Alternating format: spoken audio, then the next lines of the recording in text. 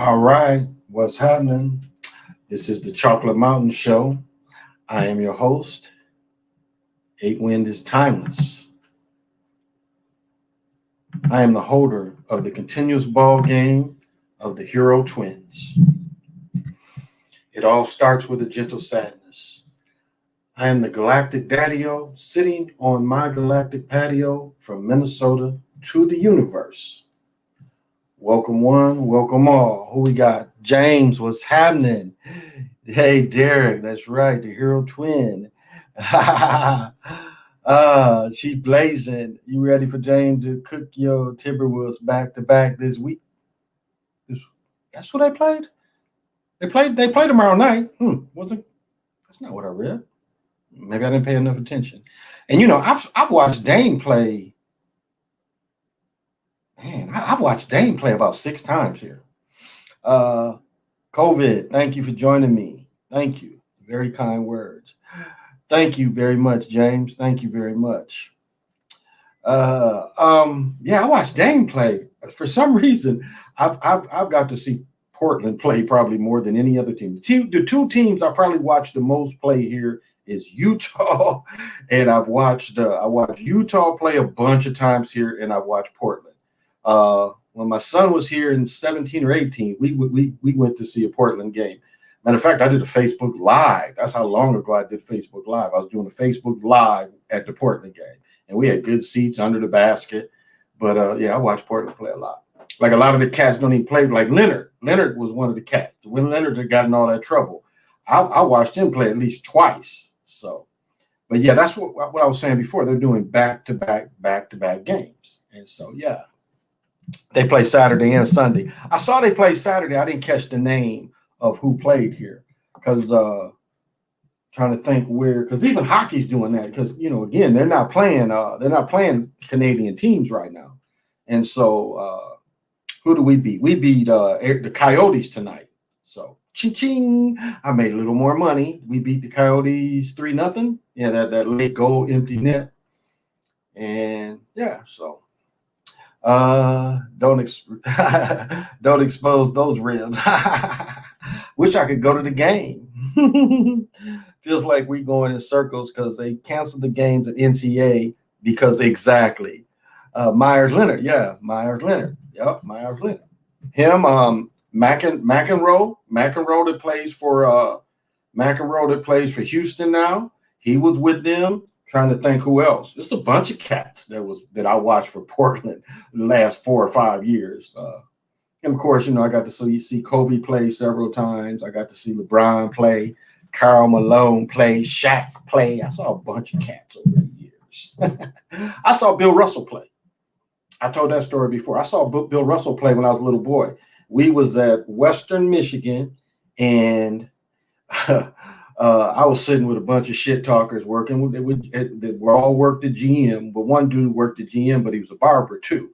And Bill Russell had, like, you know how Kevin Durant don't cut his hair be looking all BB shots and shit. And Joe Bazell was like, the gym was quiet, and Joe Bazell was like, "Hey Bill, you know I cut hair." Oh, the whole gym just laughed at his ass. But gosh, I had to be 69, 8, 9, 8, 69. And I was like 8. So I got to see Bill Russell play in my lifetime. So, but yeah. Do you like Edwards or Bailey? Edwards is the truth. Edwards is that guy. He is that guy. I mean, very reminiscent of J.R. Ryder. About the same size dude. He might be slightly taller than Ryder. I don't think Ryder was a full 6'4". Edwards is a full 6'4". Now, and it's hard to compare the two because, again, we're talking about Edwards' first year in the league, but explosiveness and getting by somebody and just yanking on them, that would go to Edwards. Now, knowing the game, experience, Beasley runs the team more. Beasley has more experience setting people up. Beasley plays a little better defense. They miss him. They miss, D'Angelo's out too. Remember that. D'Angelo might not come back. D'Angelo going to be out for a couple more weeks. So it's looking like he's going to be out for the rest of the season. So I'll say this. This year made me appreciate Beasley's game. This year made me appreciate his game because he mixed a lot with D'Angelo. He helped Edwards get with the flows, but it made me appreciate his game. And it's like, he's serving his suspension now for whatever happened to his wife. He doesn't have good taste in women. I mean, you have a young thing and you throw it away for this. I don't know. Like, if I was a millionaire and I was 26, 27, damn if a 40-year-old woman would look good to me. I'll just say that. Now, when I was 17, 18, 25-year-old women look good to me. But at 24, it was no way I was looking at chicks in their 40s. I mean, I don't care how rich they were. I don't care how famous. Let's put it this way. It's a big difference between a 24-year-old body and a 46-year-old body woman. It's a big difference.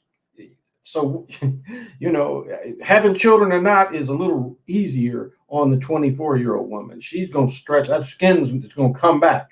46-year-old woman, I don't know. To me, and that goes perfectly with what my point is tonight.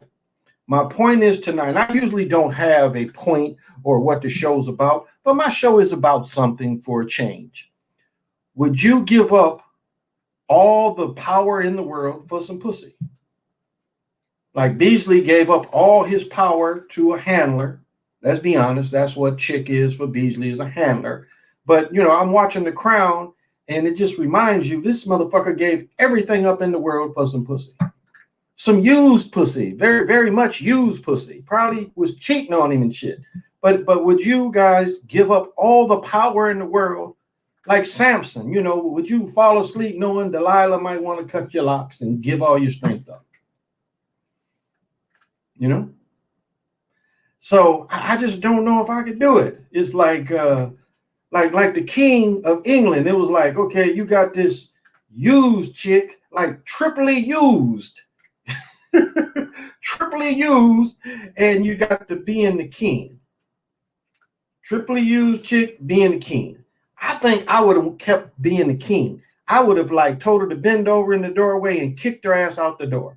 Because as the king, you could have got some unused chick. When you're the king, they throwing virgins at you all the time.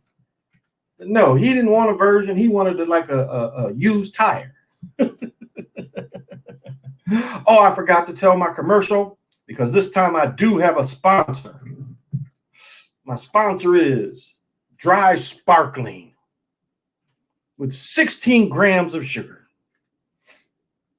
Vanilla flavored.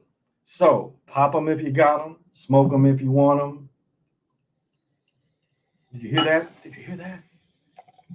Don't you just get thirsty hearing that? You hear all that good sparkling?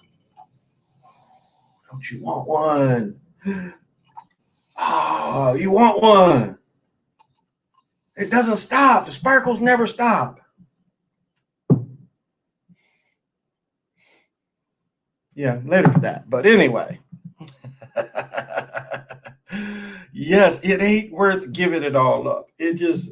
I was just watching that, and it's like, dude, then she was probably cheating on you while you was together. So I just didn't get that part. It's like, I don't get it. It's like if I'd have been Samson, you know how the women wear the bonnets, like everything's better with blue bonnet on it. You know, that was the first thing I knew about a bonnet when they was telling me what bonnets was. I was like, like everything's better with blue bonnet on it, bonnet. It was like, I guess so. So I would take a chick with a bonnet on before I would like give up my kingdom. I would like sneak her in the back, bring me the line of virgins. That's what they give kings. Bring me the line of virgins. No, he wants a used tire, beat up to infinity. It was no more room in there for him. And then they showed he was regretting it. Well, I need to just do something for just give me a job. I'm tired of playing cards and just living the casual life. I don't know. I'd have been looking at my jewels and shit. I'd have been like looking at my jewels. I'd have been like, yeah, worn tire or jewels. Worn tire or jewels. Go ahead, show it to me. Open your legs up and show it to me. Yeah, it's not looking any better. Bring me one of them virgins so I can compare. You open your legs, and virgin, you open your legs up. Now open your legs up, use tire. Okay, virgin. One more time. You smell a little bit, but virgin smells like carnation milk. Yeah, used tire gotta go. But that ain't what he did. That ain't what he did. He was like, they treated my girl bad. Well, she is a used tire, and some of the critics is probably the ones that hit it, and they trying to tell you, King, it ain't worth that. Like one of my boys, she was like one young woman I liked, and he was like, let me tell you something. My boy beat that up, and it ain't worth what you saying. And I was like, thank you for telling me that. Because your boys look out for you. It's like, yeah, it ain't worth that. And I was like, okay. Now I look at her and I'm thinking he was right. Because she's very beat up these days. So I just can't see giving up my kingdom. It's like that last night before the decision was made, I would have been in the castle just like for 24 hours. I was like, I got to remember what it's like being the king. So I'd have been in the castle. I'd have been letting the drawbridge up and down, been checking the moat. I'd have been running around the castle and, I'd have put all my jewels on just to see how it felt. I would have had the scepter and I'd have been walking around, just to see if I wanted to give it all up. And then I would bring in the used tire and say, well, used tire, I'm going to have another ride just to make up my mind. And get done with her. Then I'd put all the jewels back on. I'm like, what feels better? All these jewels or what it was with her? I don't think it would have ever been for the used tire. I just don't see that. I don't see that, guys. I don't see how you would give up all supreme power. Now, I don't think she was probably too old when he got with her. I don't think they ever had children. That could have been one reason why they made it give it up, because I don't think that cat ever had children. Because if he would have kept power, now when I started, my internet was looking better, and now, yeah, I'm not getting this.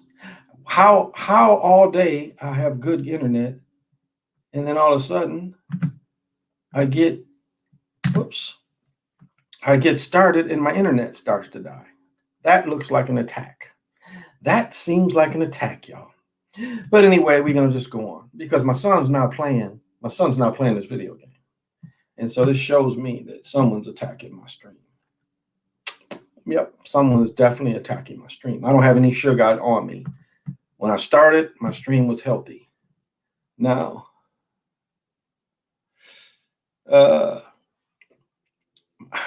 my daughter's been playing watching this computer and playing her games, so it is an attack on my system. It is definitely an attack on my system. Hey, the one, thank you for joining me. I appreciate it. So they're attacking my system, obviously. Where's the phones? Let me see how they are.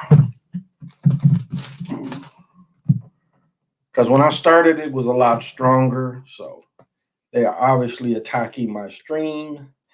Let's see how this video is looking.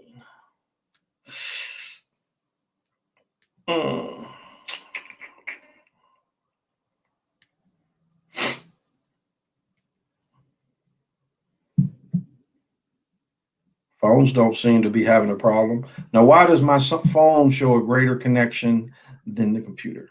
That doesn't make sense. That doesn't make sense. Hey, Mr. T Gaming, thank you for joining me. Well, nothing I can do about it. They want to attack the stream. Okay. Nothing I can do about it but move on. But I don't know. That was just what was on my mind. Actually, the vanilla ain't bad. But the 16 grams of sugar, yeah, that's too much. But I'm just watching that. That's just what made me think. It's just like, how could you give it up? Because it's going to be like look at the Prince Edward, Diane's first husband. I mean, she got with that ugly mug. That mug was young and ugly and bald. He had ears, like his ears was like this big on his head. Now, if you ever saw close to a Dumbo-looking man, he was a Dumbo-looking man. You know, Dumbo had the ears that could fly. Well, that Prince Edward or Diana's ex-husband, that was one of the ugliest men ever. Queen Elizabeth's oldest son. He is one of the ugliest men in the world. But that he married his 6th or 7th cousin, and she put up with it long as she could. She had to look at them Dumbo ears and say, you know, being queen ain't bad. But then when she saw that his taste in women was hag, I think she had to, you know, look at herself and say, no, well, damn, you know, it's like might be the queen one day, but his taste in his other woman is hag. Like, what is my worth if he loves hag? You know, and you know the hag was probably giving him head and stuff, and Diana was probably giggling when he was asking her to give him head and shit. She was probably like, you know, I'm not doing that shit, motherfucker. You ugly, and I barely want to give you some. That's probably what Diana told his ass.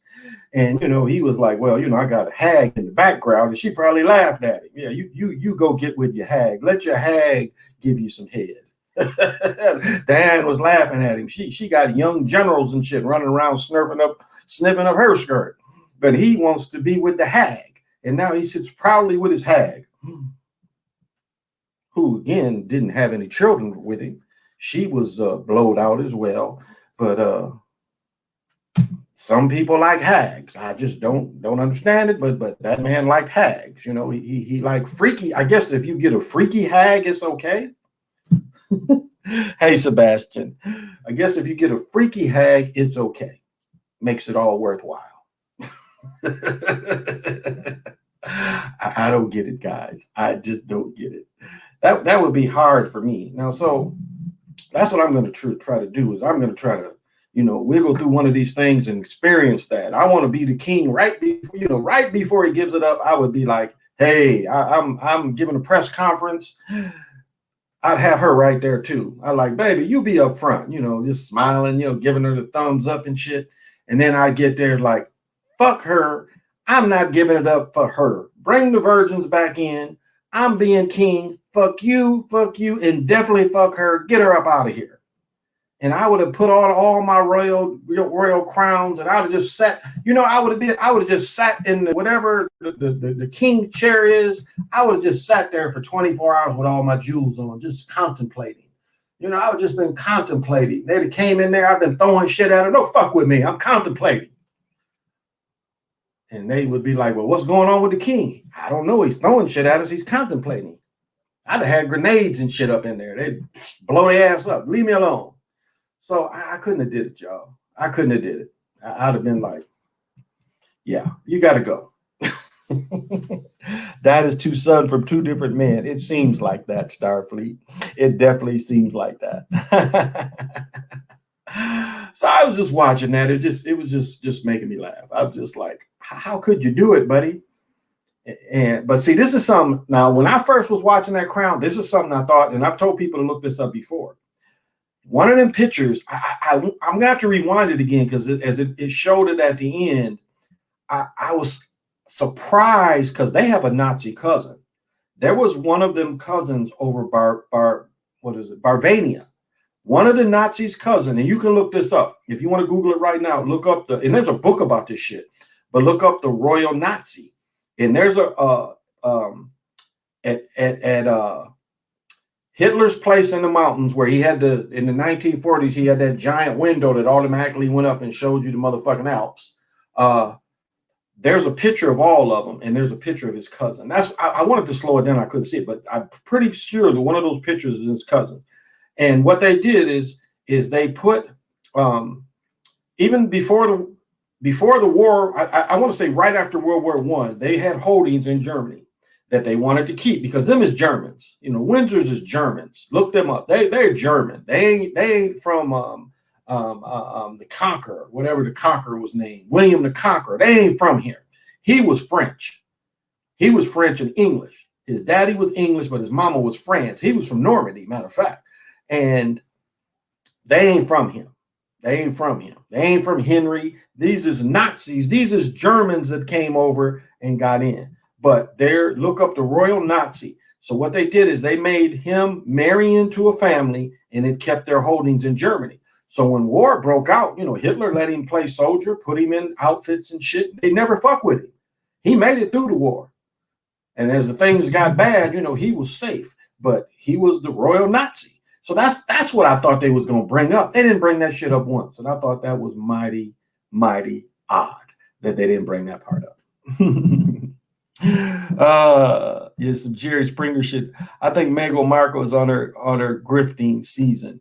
I mean, here was a chick that was, I mean, she's playing a role. Again, Middleton is popping them out, you know, so she's got a bunch of candidates for king. But the big hair dude, the mama said she gonna live to be 1,000. She'd be like, damn if you ever gonna be king. Like, you know, that shows you she ain't giving up power till she croaks. This chick is in her high 90s. Her husband is 99. She ain't giving up power till she croaks. So he's in his 70s. So what good is it to be king for 5 years? I would want to be king in my 30s. You know, it would be no good to be king in my 70s. What is it? You got to play a little bit, but it's like, no, I want to be king in my 30s. It ain't no good. But being rich at any age is great. So I'm not going to say that's not great. If I won $1 million on the last day of my life, or millions, would still be one day that I felt it. But all you guys are watching, so I feel like I'm a millionaire right now.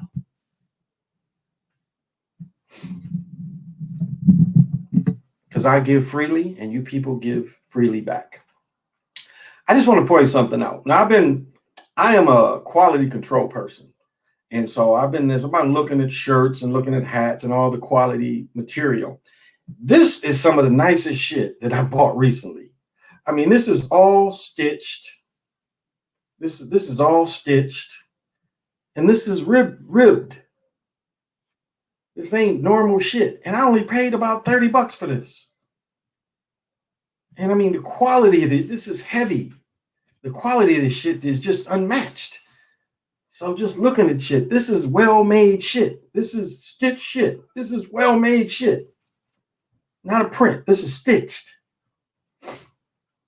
I just like stuff like that. What do you think about the end of the Grizzly Nuggets game? I have not got to see it. I don't have the NBA pass.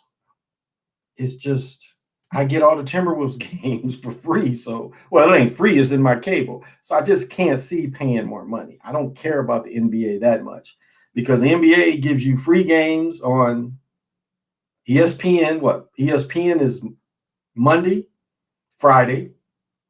ESPN Monday, Friday. The Timberwolves, every game is shown on television. So that was good enough for me. So I didn't see it. I had to look at it. I had to check that out. Jack, I didn't get to see it. So I had to check that out. She knew what she was up before she in for the mix, that Merkel chick. She knew that she was in for before she was in it for the mix. Oh yeah. Oh, definitely, definitely the one. She definitely did. She definitely did. But that's just what amazes me. That is just what amazes me. What you won't do, you'll do for love. Now I've done some things. You know, people like my ex-wife always teases me because it's another man living my life. You know, the house my ex and I bought, my first wife and I bought, it's another dude that's living my life like that. But you know what? That was never for me. That was never going to be my path, to live in Battle Creek, to not know people from all around the world and just be, and not saying all people in Battle Creek are just a certain mindset, but my spirituality would have never grown if I would have accepted that comfort. If I would have accepted that comfort, my spirituality would have never grown.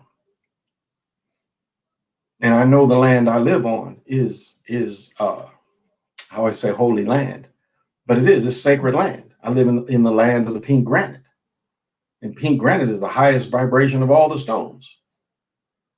So there's something that brought me to these lands. These are Dakota lands. The Dakotas had lived here for hundreds of years before the Europeans came. So once government, but what I miss, wants Como to resign too, but she dirty too. Of course, they jumping on. You know, they jumping on them. Why you think Sister Girl ain't said anything? Because Sister Girl, look, Sister Girl, when Biden was accused of roughing up some woman, Sister Girl said, "I believe." When Kavanaugh was running, Sister Girl was like, "I believe you." That's what she said in the chambers. "I believe you." Now Como's on the hot seat. Sister Girl is. Remember the commercial? It was a commercial where, how did it go? It was a commercial where a dude was proven wrong, and he was all like okay, like on Fridays when the dad goes up and Tiny says, "Oh, what do you want, old man? Do you want something?" He says, "No, I don't."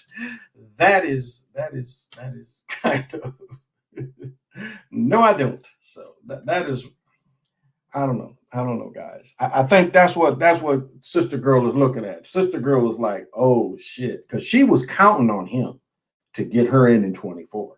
She was counting on him to bring New York to her.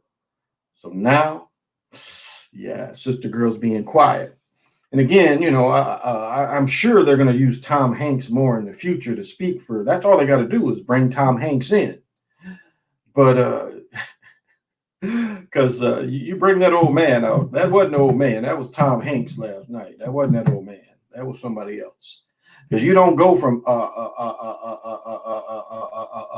Susan and you just don't go from that where you can just read the shit. And maybe they gave him a special steroid shot that just made him, you know, he was good for about 10 minutes. You know, I don't know. I hate how black women keep capping for Guatemala and Megan as if they are actually one of us. I generally think black women who support them hate brothers. Well, that's the culture that was raised though. That's the culture of the sister girl. You know, I mean, really, that's the culture of the sister girl saying, "I got a better degree than you. I make more money than you." That was that culture pushed. Because see, at first it was the Claudine culture. You know, the man can't be in the house. You have babies, we'll take care of your babies. Okay, well, people got smart. And so what happened was when they started giving all this free education, because a lot of the poor women at first got free, like my ex-wife, back in the 80s, she didn't pay a penny. My two cousins who went through IRTC at Michigan State, same way. They went free. They was given wasn't the grants, but it was like all four of my ex-wife's college was paid for at A&T, all 4 years, because she was poor. My cousins was the same way. They ended up going into the Air Force and IROTC and they were dirt poor as boys. So all their college was paid without having to get loans. They didn't have, none of this was loans. This was government giving you money to go to college. And so we had women that went through that. So that was a couple generations of women going through that. And so all of a sudden the women's lib movement, which was again a PSYOP, not by CIA assets, FBI assets, said you don't need them men. Remember the song? You got to have a JOB if you want to be with me. not that you're my protector, not that you make me stronger, not that we're a team. It depends on what you do. No matter what I do, it depends on what you do. You got to have a job if you want to be with me. So we went through that. Hey, Marcus, thank you. Dustin, hey, love the videos. Keep them coming. God, thank you. Have any players actually came out and exposed magnetic rims or the gloves? I believe everything I've heard from you. I don't believe everything, but you can look at the way who put that up. Draco. I think Draco did the video. If I'm wrong, whoever did the video showing exposing the gloves. Somebody else showed them, exposed them too. Please say who exposed them. But they had some high school players that was working with them. The inventors of the gloves and the balls, they showed how the balls was made. They showed how the gloves was made. And please forgive me for not, whoever showed me that video, please shout out yourself. And so players, think about it like this. Most players now, if you play, I think it's basketball has always been 6 years. Football is, I think, 6 years as well. You get 300,000 for life. So are you going to expose something that's giving you 300,000? It's like Big Gretch I talked about yesterday, doing them MDAs, non-discretion, non-disclosure, that. So that's what they sign. They sign to get your pension of 300,000 for the rest of your life. You sign a non-disclosure NDA. So no, you're not going to talk about it. Who would talk about it? I mean, if you're saying you're going to keep kicking me off and all I got to do is shut up. So why would they? Why would they? Why would they? And then, okay, then your next question could be, what about players that play 2 or 3 years? There's still benefits. Like I was talking about one of my teammates. He didn't even play pro football. He just got drafted by the Lions. And he's like on Facebook just proud of that fact. Never played. He played a couple games in the USFL, but he did not play for the Lions. But he proudly puts it on Facebook, drafted by the Lions in the supplemental draft, whatever round. So a lot of brothers still get that. So that's why they don't expose that. So no, they're not going to expose it. Thank you, Marcus. MV, thank you for joining me. Edward. Sean Combs did that insulting farce of sun worshiping. Great angler me.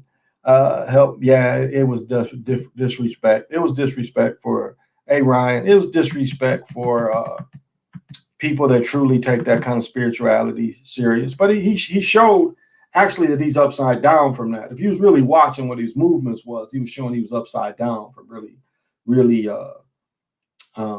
what he really believed. He was just bullshitting. I heard rumors of Como might run in 24 and Sister Girl eliminating opposition. Yeah, he ain't running in 24 now. You can bet that. They trying to put him in jail and take that money back. And they gave him a Grammy. Remember, he got a Grammy for that shit. Why does it matter if women makes more than the guy? It shouldn't. It really shouldn't. Tell Shorty I am manager of McDonald's. There you go, normalize. D Hop's catch said it all. Yes, it did. D Hop catch said it all. Hey, Crazy Cyrus, thank you for joining me. Rocky, I have anger issues. I do too. I can't stand stupidity. Your last video, did you say Romney has a secret relic? Derek, yeah, it has to be. My brother did a lot of work on that. And whatever they found, whatever Smith found before they sacrificed Smith, they willed power from that.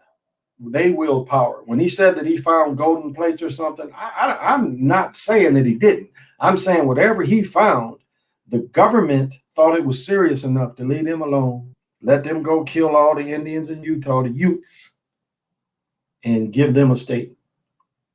Again, my brother was doing work on the Depression. Look at Utah during the Depression. They wasn't poor.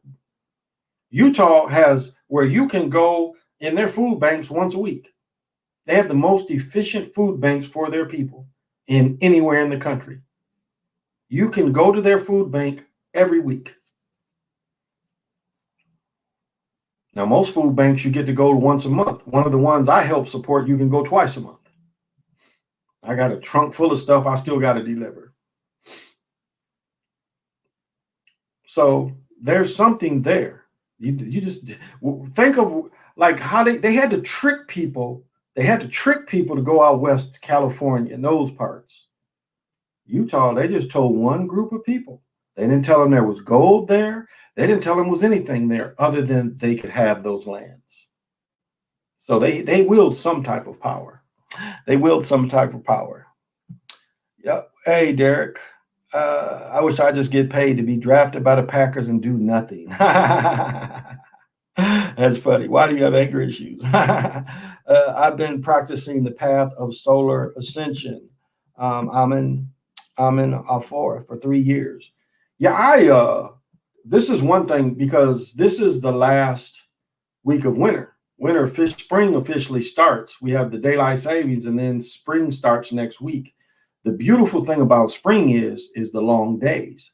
We are going into the long days. And just as we revel in enjoying the long nights, revel into those 13, 14, 15-hour days. And again, the long days means you can sun glare when it comes up, and then you can do it again when it goes down.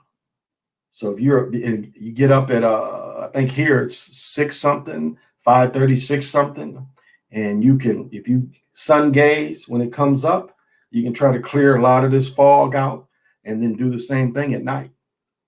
And one thing you notice, you want to see this time move fast, sun gaze, and you see the true movement. You can look at the moon and it'd be like 3 days and the moon ain't moved.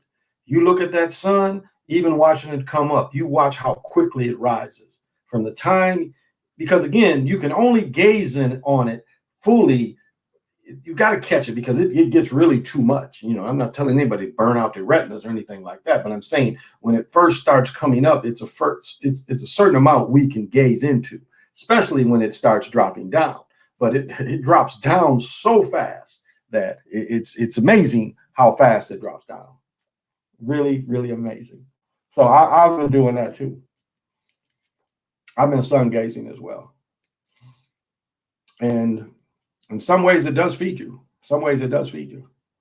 It's cats that live on the equator. All they do is they just,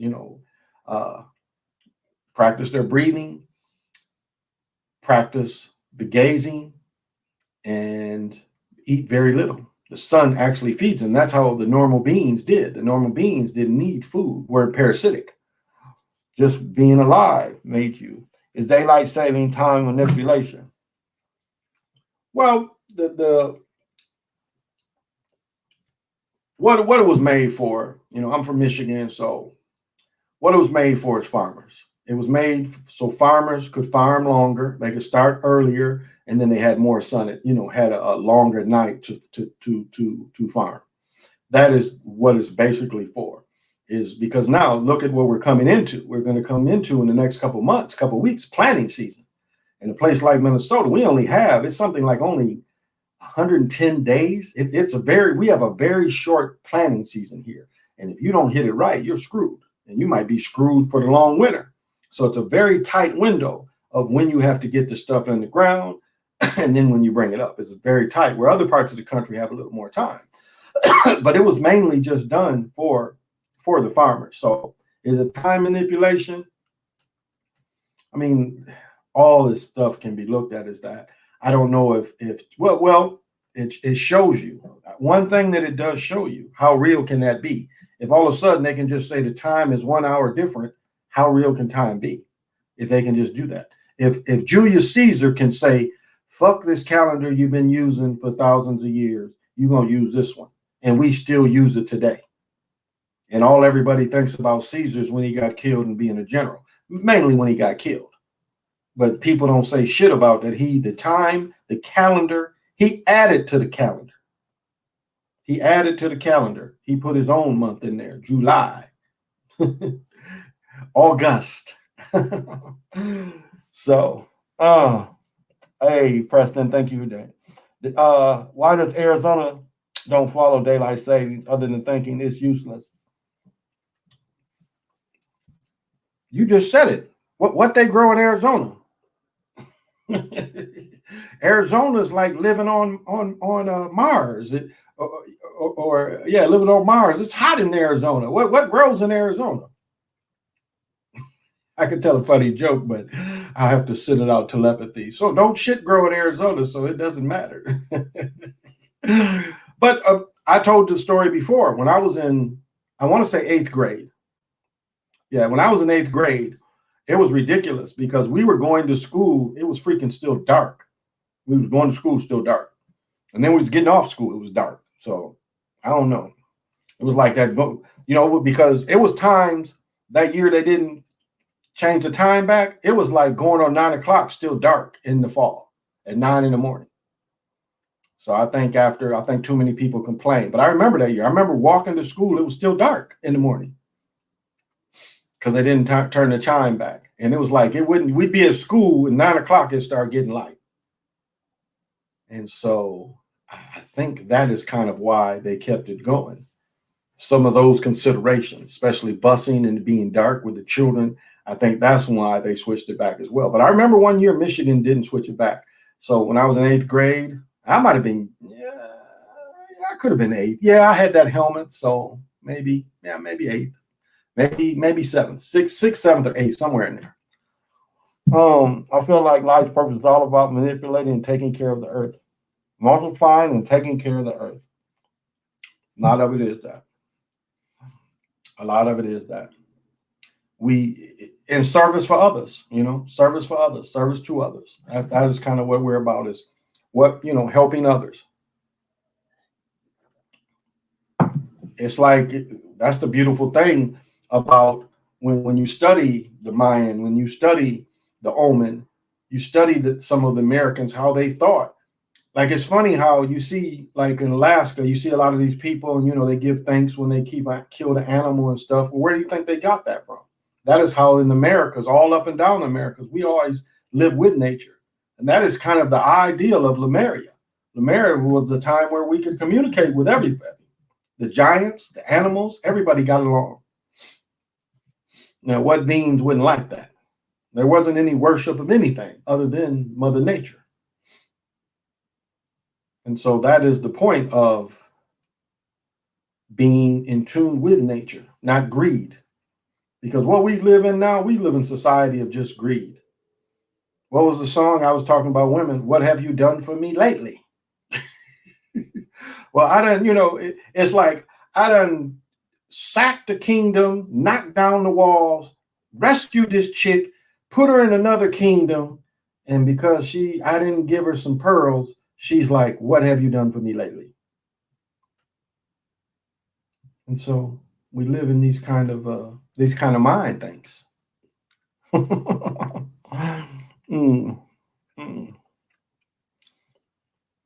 They formulate your social security number according to your solar birth, not lunar birthday.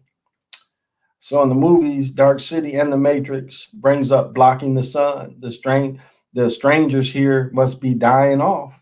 That's a good point. Because who wants to talk about that? Tesla, right now, what do you think Tesla's shooting up all them rockets for? What do you think Tesla, do you know how many rockets they're planning to shoot up in the next few years? Tesla's shooting up supposedly like 60 some rockets. He has shot up so many rockets that now when people are looking through telescopes, they seeing them damn satellites. Because they had to start coding the satellites with something different, because again, they was like, we can't tell if this is a star, this is a damn satellite. It's 280 some rockets he's supposed to do in the next 2 years. Now, if they were already up there, why would they need 280 more if they're already up there? Makes you wonder, are they just starting to get that shit up there?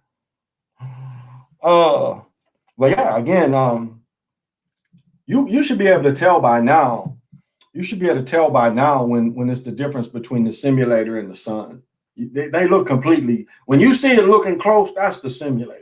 When you see it's not really doing rays, when you look at it and you don't see movement around that circle, that's more than likely the simulator that you see, and you don't see the true sun. So some ways they're able to turn us away and have us facing the simulator instead of the real sun. Now, how do they do that? I still haven't figured out, because the one day I caught it, I saw one sun moving, another sun moving behind the sun. I saw two suns. And it didn't appear like they was moving together. It seemed like one was going this way and one was going that way. So how can they do that? The Omen engaged in practice of sun worship and sun gazing like the Nubian Cushites of the Nile Valley. Space pollution is a real thing. It seems like it. He's putting all that bullshit up there. Elon Musk saying Mars by 2320, trying to break the record through a layer, maybe. Yeah, it's no way. Nature always wins. It does. It is no way. It's no way he's going to go there. But you know what they're going to do? They're going to do that same Apollo shit. That right now they're trying to show you that they can put little robots driving around on another planet. That shit's been debunked. They've been debunked that shit and showed where they was. Dudes that went to the place and found out where them rovers are, and all them places they try to block the public out. And some people have already debunked them rovers and shit, showing that shit's fake. That shit is fake. The occult science is called the hidden science because the science is hidden within itself. Very well said. And so that's been debunked about. They ain't there. That's all lies. I mean, think about it like this. If you was another species, like they say the Klingons and shit, for just an example, if the Klingons was out there and you see a little toaster flying through space, what would you think? Would you think this is a civilization that could stop you from invading and taking over and taking all whatever? Wouldn't that be the stupidest shit you could do? If you really thought intelligent life was out there, wouldn't it be very stupid of you to send a toaster in space? And that's what they want you to believe. They want you to believe that in the 70s, they sent a toaster out in space and it's still flying and sending shit back. How? How the technology from the 70s can still work today? So all that shit is lies. They're going to do the same fake shit. They're going to do the same fake shit. And they're going to be like, well, we're sending another happy group up there. How you know they ain't killing them people? And how do you know they really blasting off? Now, it's been disproved that the Challenger people didn't blow up. That's been disproved. Them people been found. They wanted you to believe that they had an airplane that could fly through space. And why did they have to blow 2-3 up? If the shit would, and then why would you just quit? What happened where the airplanes in space, they don't use them anymore? You spend billions on these things and doing all these experiments, and all of a sudden you don't need them. What kind of shit is that? Who does that? Who does that? So makes you wonder. I showed my brother that on FaceTime. They say China is the first to make artificial sun, but we already know we can get into it. I mean, what China did is China created the heat conditions. I'm making hand signals and shit. They created the heat conditions for the sun. As a matter of fact, oh, look at that. Look at that. A couple of weeks ago, my shit was way up here. I could barely bend that motherfucker. Now look at that. Getting there, getting stronger. I'm about to whoop some ass again. What's your thought on flat earth theory? And where do you mean when you say the machine of illusion and reality? Well, you have to really tell me where you thinking about it, because well, let's just put ourselves there. Let's just put ourselves there. You got to look at the cube and put ourselves there. Okay.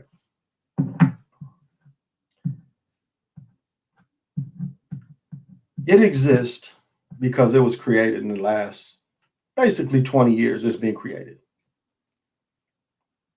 Now, the same way that Christianity is created, there's a being that all these people believe in that they created. It's like in your reality, you create that being. You're a little, as a child, you grow up and you create that being. And so that being is created. It's created in your knowing. So to you, it's real. And you get around a lot of other people, it's real all to them. And that's what we're seeing when we look at flat plane.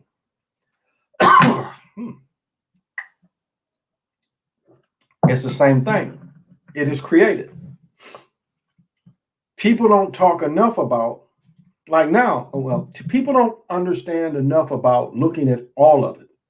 Again, when you're in flat plane, there's no true down and there's no true up. It's just under and stack on top. And as I mean under, I don't mean down. I mean below what's stacked on top. It can only live as an illusion. Because again, you're starting as basically from this paper. Just as from this paper, 2D. See, they don't want to accept 2D. That's what you're accepting. You're accepting 2D. So again, on 2D, there ain't below and there ain't above. It's only under and on top. So can you stack something up on? You can stack up. Now, the rest of it is illusion. I mean, the rest of it is definitely illusion. That's why I say Ghost in the Shell, the movie, shows that better than almost any other. Because it shows the illusion. Remember when she comes into town and it's that fat clown thing? And I did a video on my other channel if you ever got to see that. So she goes around the corner. There's a big, like, I don't know. I can't say a boot. I don't know what it is. And then she goes into this dude's yard and it shows you the flat earth. And it shows you 3D. Remember, she goes over and she sees it, and it's the flat earth with the 3D illusion building out of it. And so you have to take the premise, there's only on top and under. There's no up or down. And so the way they achieve up is through illusion. Illusion can give you up or what appears to be down. So there's under and there's stacking on top. So everything else, they have to build up from illusion. That's the only way it would work. Because again, you are building off of this. Because you're saying flat earth, you're saying 2D. They don't want to talk about that. And illusion. And illusion. I mean, you know, if you're going to say how it works, really tell people how it works. They don't want to say how it works.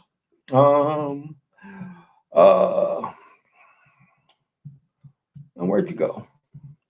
So that's what I mean about illusion. I live in Cleveland, and one day I was riding the freeway near Lake Erie, and the sun didn't look real, but it was just over the lake looking strange.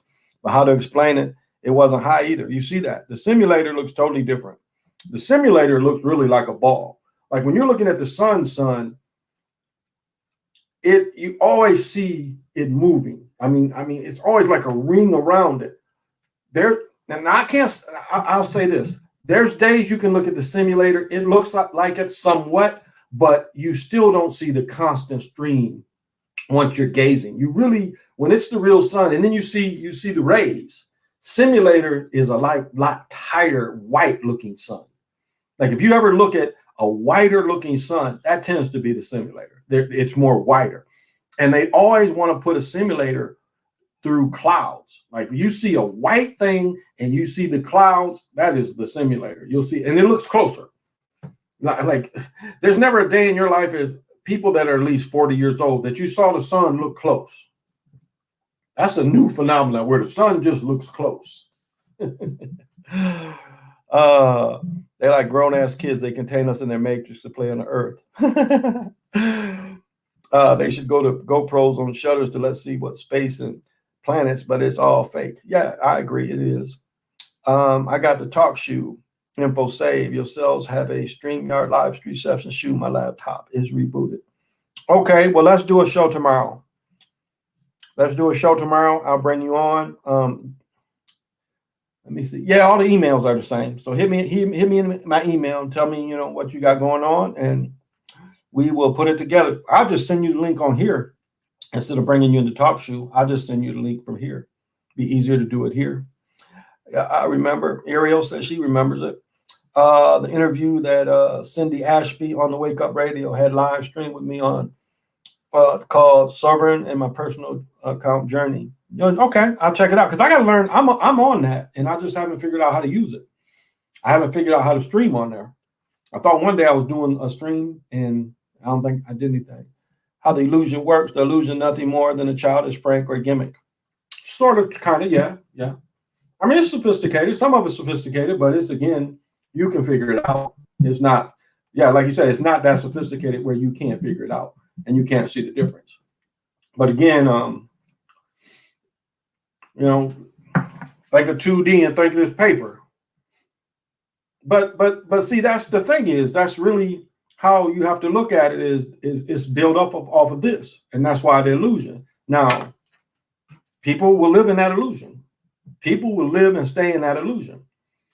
Like when I was talking to Brother Sanchez and he said he was standing on it. Well, that's what he believes. I mean, he believes it. So he's created it. But see, what he's joined something that he was what is the word I'm looking for? Influenced. Others influenced him. So when you know, it's like you ain't influenced by anybody. It's just like you looked at the shit, you did the research, and that's what you know. Not influencing.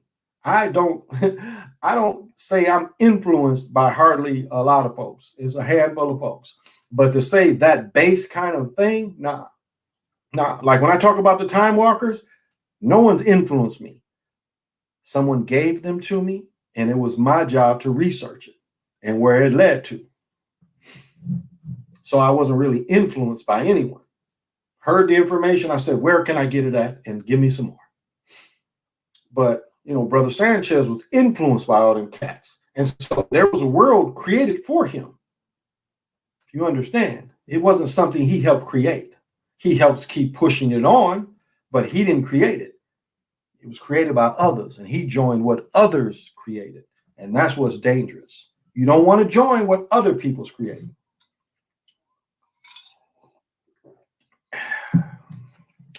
And now it's kind of hard to join it because so much corruption has been done to it.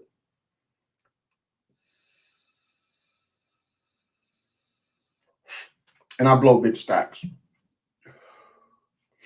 So it's hard to find that without being influenced. I'm 30 years old. I'm afraid of getting old. So what was all the words you put in there, Rocky? I am 33 years old. You're scared of getting what you are? You're 33. You old. Used to be 12 at one point. So you every second you live, you get older. You watch me for however long, we all getting older together. So how can you be afraid? That's saying you're afraid of living. I mean, now if you go from the way the times look and hard times are ahead, that's afraid. That is something like if this zombie thing comes in and the food shortages, that's something to be fearful. And if you're sick, injured, or old, yeah, that's who gets affected. That is why look who they went after. And you know what? When they killed all these people in the rest homes, you know what they say? That's for the betterment of man. When Cuomo and all these other people, Cuomo and Big Gretch killed all these old folks, it's for the betterment of man. That's how they feel. They feel they really did humanity a favor. Those people are just laying in the rest homes and they don't deserve to get any money anymore because it cleared a lot of pensions. Let's be real. It took a lot of motherfuckers off the books. That's what I was saying from the very beginning. The shit was a money grab. It was a money grab to get a lot of these motherfuckers off the pensions. I mean, go back to what they did to the people that retired from General Motors. My dad's friends. You was told you was going to get your pension from the rest of your life, and you was going to get health care for the rest of your life. And then they go crying. Well, it cost us $1 billion a year. We can't take care of them because $1 billion a year. Then don't make profits. Because that's why you want to take them off the books, so you make profits. Not the company makes profit, so the managers, the owners make profits. That's why they disbanded Detroit. Because they looked in the 50s and they said, we don't cut this shit now. We ain't going to make profits. We won't be billionaires. We don't care if these cities suffer. And the government went along with that shit. And then I'm going to say it, these places down south, Nebraska, Kentucky, that didn't have unions, agreed. As I said, I sat with this sister crying at a meeting. she had to leave $50, $60 an hour to keep her job to move to fucking Nebraska to make $15 an hour. I don't care how cheap shit is. You try to go from a lifestyle of making $50, $60 an hour, and you got to move somewhere else. That car ain't any cheaper. Now, houses and foods might be a little cheaper, but cars ain't any cheaper. So you telling me you're going to pay for whatever car you had, and you're going to try to still pay for that car at $15 an hour, and your children? The government's let it. I mean, something that Trump was talking about one time was perfectly right. You move these companies, we're going to tax the fuck out you until it ain't comfortable for you. So you're going to stay where you at. And the government had that power to do that. But the government let the people down. And the government, let them go. And these towns, that little shit towns in like Nebraska, little shit towns, ain't shit there. They're happy to do it. But that's when the should have stepped in and stopped that kind of shit. Why are you going to destroy these major cities? Detroit was the 4th biggest city. You had LA, you had New York, Chicago, LA, Detroit. Now Detroit barely has 1 million people. I mean, people are coming back because, again, they got rid of the hood. They tore the hood down. That's what Detroit did. They tore the hood down. Now you got people playing them hood lots like it's the stock exchange. What I miss. You've been old before, you'll be old again, and you're old now, and you live life just the best and do what you want to do. What zombie thing? What zombie thing?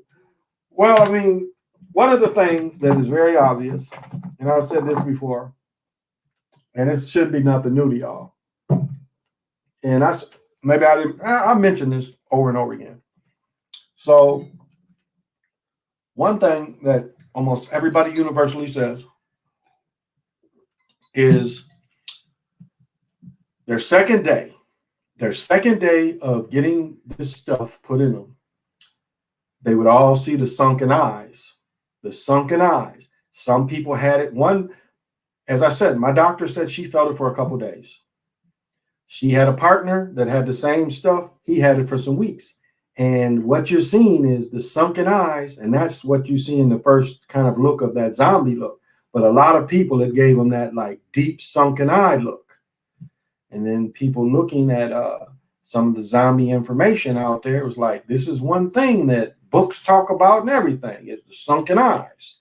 And so that's where the zombie stuff is coming from. It ain't like somebody just made up some shit and you're like, yeah, no. They're looking at how it reacted to them. And it gave them the deep sunken, I mean, almost like, when you see, they call the skinnies, in Black Hawk Down, they call them the skinnies. When you see really starving people and that skeleton face, well, people was getting the skeleton face from here up. Like here, this part of your face, it looked like you were malnourished. It was like whatever it was doing to you, this part of your face looked like you was malnourished. That's what it was doing to people. It was, now again, look at it. Go look up a picture of a malnourished child or adult that's not eating, and look at them here, and you see how all this gets more skeleton. I mean, really skeleton in here. So what they were seeing was, because again, when you lose weight and you start losing weight in your face, your whole face kind of gets cut, not just this area. But what they were seeing was this area was looking like a malnourished person. And again, it would come back. But what would do that? What would take away all this fat, all that fat in there, and recess that almost to the point where the skeleton was? What could do that? For even temporarily, what could do that temporarily? And that is where the zombie stuff is coming. It's not a person just made that shit up. It's coming from people looking at people that's happening to. So that's where it comes from. But they don't want to tell you that. They want to tell you people just making this shit up. Oh, did you see the CDC? Well, don't believe the shit they say, but look at what people are reporting. And try to find a picture of a person like that. Who was the chick that looked like Angelina Jolie? Remember Remember the chick that Angelina Jolie sued and she was having that look? And remember how she looked? Her eyes looked? She had the zombie look. Most people are just scared of getting. Hey, Dread, thank you for joining us. Agreed. I'm looking forward to the spiritual world. I do hate the Matrix. There you go. Hey, Tommy. Hell yeah. My grandma had that shit for a little, but he was fighting is strong. He didn't like it when I called him a zombie. That's funny. That's funny. Oh, that's funny. That's funny. Yeah, but I mean, that's where it comes from. That's where it comes from. So we'll see. And it goes into, Resident Evil, all those type of shows, all were based off of. I mean, when do they care about this much about you? To take your child to the doctor to get his shots ain't free. You have a baby and they put the shit in the baby's eyes and they get a baby a bunch of shots. That shit ain't free. It's not free. So all of a sudden they love you so fucking much. Okay, here you go. It cost about $100,000 to turn hepatitis. Now they have a drug that if your liver ain't bad, they can take away hepatitis. At one time, that shit cost about $100,000. Now it's been around for a few years, probably 10 years now. But that shit ain't free. You got hepatitis. Your insurance might not pay for it, but it's some shit that could make you better. They wouldn't give you that free. But now they want to give this to everybody free. And give these drug companies billions of dollars. So what do you think that's about? Like I was saying yesterday, Jews hate the Palestinians. Apartheid exists in Israel. They hate them motherfuckers. And they just happy now to provide all them. Now, they making their people take that shit. They are going door to door. They going door to door like the Girl Scouts with cookies and giving motherfuckers shots over there. But now they care about the Israelis. When you was shooting them, you wasn't caring about their health. When you was shooting children for throwing rocks at your ass, you didn't care about it. But all of a sudden, this shit comes and, what is his name? Netanyahu. What they say? Well, we got to make sure that the Palestinians, have access to it as well. Wait a minute, motherfucker. You kicking them in the ass every chance you get. You are kicking Palestinians in the ass. And now you care about them? Now you care about them. You've been kicking them in the ass since you took those lands. And all of a sudden you care about their health. So anytime free for free for free free. Free for free for free free. Anytime they do that, you run. Run, Joe, run, Joe, run, Joe. The needle man's at the door. Run, Joe, run, Joe, run, Joe. Run fast as you can. Run, Joe, because the needle man has a plan. Run away from that needle. You just be, no, thank you, respectively. Agent Smith captured Morpheus Smith compared humans to viruses. There you go. Resident Evil is a video game. Yes, it is. The Palestinians should start an uprising toward Israel about the needles. 208, thank you. Hey, what's up, brother? It's been a while. I finally found your channel. You might remember me, but you are a huge voice. Keep it up. Well, thank you, 208 Productions. Thank you. Thank you. Thank you so much for joining me. But yeah, I mean, that's a reality. That's a reality. So they don't care about you. Like homeless. Wouldn't it make more sense to give homeless a place to live than to just give them a shot? Most homeless people have their own shots. So they don't need any more. They got the medicine they want. The medicine they choose is more than likely heroin or crystal meth. So why would they need more? They didn't knock on your door and say, well, that shit y'all got, we heard it's the bomb. Can we get some? Who's knocking on the door? People that are panicking. The panicking people knock on their door. Hey, we heard you got that good shit. It's like the dealer that deals the heroin that people ODing. People knocking on their door. Hey, we heard that so and so OD'd on your shit. You got some more. That's kind of how that business goes. But with this other thing, we like, shit, if I get this shit, I'll be sick for a couple of days and I'm gonna be okay. So what do I need your shit for? You don't need their shit. That's the thing. Nobody's knocking on the door. Give me some food. Give me a job. Give me all that kind of shit before you waste all this money on that kind of stuff. Sleepy Joe set April 1st, Beltran, for everyone to get it. Exactly. Because this is the problem that they faced. See, they did the marketing shit and they thought people was going to fall for their marketing. Oh, it's not there available. And people was just laughing at them. People was hitting their blunts. Here we go. People was like, oh, it ain't my turn yet? It ain't my turn? Okay. Let me know when it's my turn. Well, it might be next week. Okay, well, call me next week then. It's next week. You ready for it? Is it my turn? Well, what does your number say? I still got 2,080,000. Well, it's not your turn. Okay. Call me when it's about 1 million, then we'll think about it. That's how you got to look at that shit. That's how you got to look at that shit. And they're mad, and they don't want this Tuskegee shit brought up. I mean, what did Alex, the guy said? I don't believe what you say because I watch what you do. I don't believe what you say because I watch what you do. Gematria, ain't nothing free. There you go. Oh, gematria. Yes, somebody made a good point that the poke is to get you willingly give away the one thing you truly own in this realm, your physical body. That's kind of is. And then to, again, it is going to change DNAs. There's no doubt about that. That's why the one had to do it. See, this is the problem that they faced. They had to have one thing that opened you up, opened your veins up, opened you up to open the cell up to DNA. The second one is to insert it in. So the other ones was like, shit, we need to do it in one swoop because people might not take both.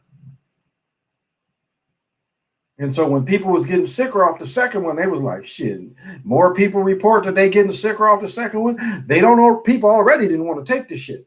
So now more people like, we don't want that shit. So they was like, we need one whoop where we can woo woo. And so they working on that. These little mad big head scientists is working on that. So now they're saying, well, we got some shit and you can't spread it. If you get it, you can't spread it, which we know is bullshit. They've had the flu shot over for years. And what do they say? What do they say? When it's a big flu outlet, big flu breakout, and you've had the flu shot, what do they say? They say it's a different strain. So how do you know a different strain ain't going to come and they do the same shit in another year? Well, we got to give you another poke. It was a little different, so we got to give it to you more. And what if this thing keeps happening for 10 years? Now you got adults getting fucking vaccinated like you children. So it's not enough to put the poison in our children. Now the rest of your life, you got to get shots. And how would you feel if you just got both shots? And then another year from now, they say you got to take 2 more. And in the next 10 years of your life, they tell you got to take this shit for the next 10 years. And then you see melanated people not having as many children, babies, women not being able to carry the baby full term, something you don't see melanated or even the Mexican brothers and sisters, something that we had no problem. We like rabbits. We just popping them out. I don't know I'll say this, for my age, there's no one in my graduating class that I personally know that have as many children I have. Most of them have 1, 2. My one friend Jill, she has 3 boys. That's rare. Most Europeans I went to high school with, 1 or 2 children, or not had children,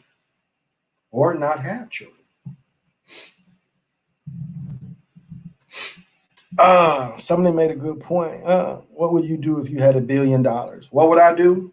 What I'm doing right now. But this will just be made out of gold. That would be the only difference. Oh, shit. What was I reading? Let me read this shit. This is some badass shit. Where is it at?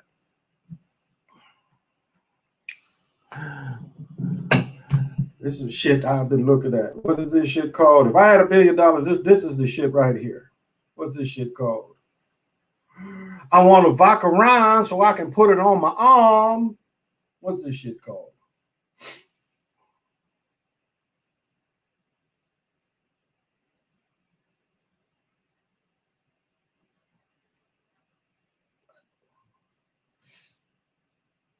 Where's my shit at?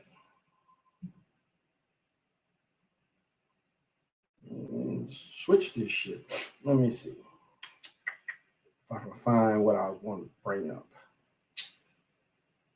No, I know another place it'll be. This phone is tripping. Here we go.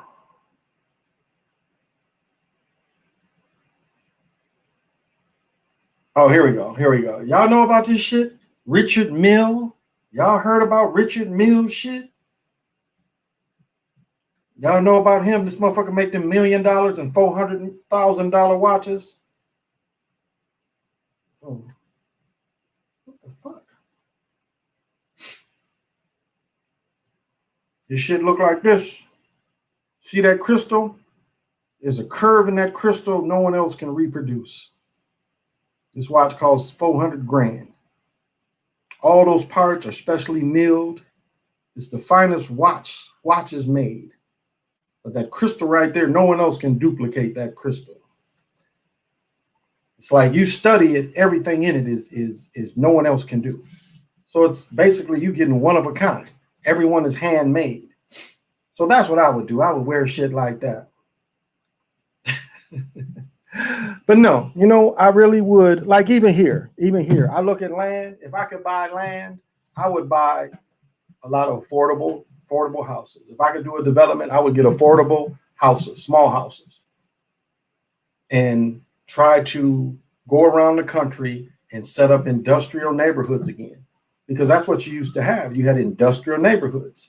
I mean, I know this may sound strange, but when brothers started moving up north, the factories was built in the hoods. Like in Kalamazoo, Michigan, the north side, and almost all across America, they put the American Indian and black folks on the north sides or the other side of the tracks, or in Dowagiac, they call it across the creek.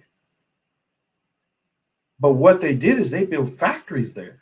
Kalamazoo had 4 factories in the hood. Eaton's was one of them. I can't think of the other 3. Oh, Checker Cabs. In the 50s, if you watch a 50, 60 movie and you see these big yellow boxy cars, those come from Kalamazoo, Michigan. You had 4 major car suppliers and 1 full car company that built the car from beginning to end in Kalamazoo, all within walking distance of the hood, or a bus would take you straight to work. Banks everywhere, businesses everywhere. That is, if you want to say how King fucked us, that's how he fucked us. Made us think you had to go shop at the mall. This is how stupid we were. We were getting tailor-made clothes.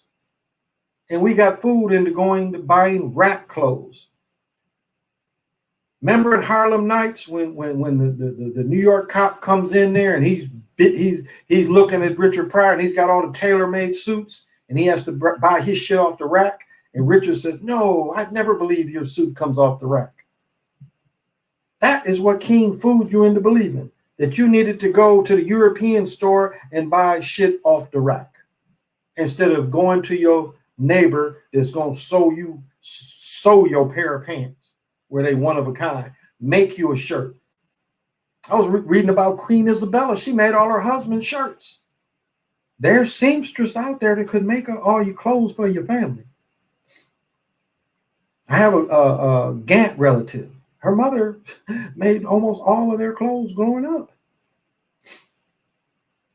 That used to be a thing, is you could make your children's own clothes.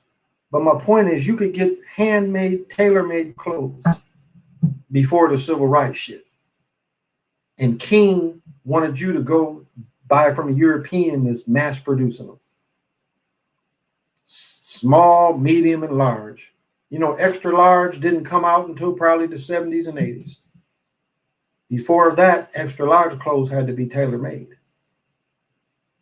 One of my best friends, Keith James, his thighs were so big, he only had tailor-made pants. He couldn't buy a pair of jeans. All his clothes was all tailor-made because of just the way his legs were so big. He couldn't go in the store and find pants that would fit over his legs and fit his waist. And he was doing this. Keith is my age. I'm talking about 79 when I met him. His whole life that I've known him, this cat never had a pair of pants not handmade, tailor-made. All his clothes had to be tailor-made because of just the way he was shaped. But they made us, they fooled us. So Pfizer Medina was a test run, said one, yep. What about hospitals where they're also walking distance? Exactly. I know a person who had to wear, 4X. Exactly. Now you can find even that on the rack. But it's, that's the good thing about us producing our own clothes. Yes, we don't make we don't make the shirts, but we sure as hell can design what we want to wear. That is what's cool now. You can be, what you want to wear. You ain't got to wear this team. You ain't got to wear this. You can buy something and put what you feel on it, express how you feel. So you make it, you customize it. That's why I was telling, like hats, you get a damn hat. Hats ain't cheap, especially wool fitted hat. Now, this is more of a summer hat, stretchy hat, more summer hats. You want to fucking customized, what are they called? New Balance. I forget the name of it. I don't think this is, what is these called? 39, 30s. You want a 3930 hat and you gonna customize it. It ain't cheap. It ain't cheap. Now you can buy some hats from fucking China and you look inside of this shit. You see how well made that is in there and these seams? Now you get one of them fucking hats from China that ain't made like this. The sewing ain't as well.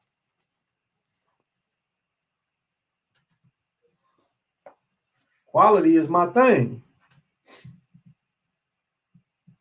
So do you see the difference?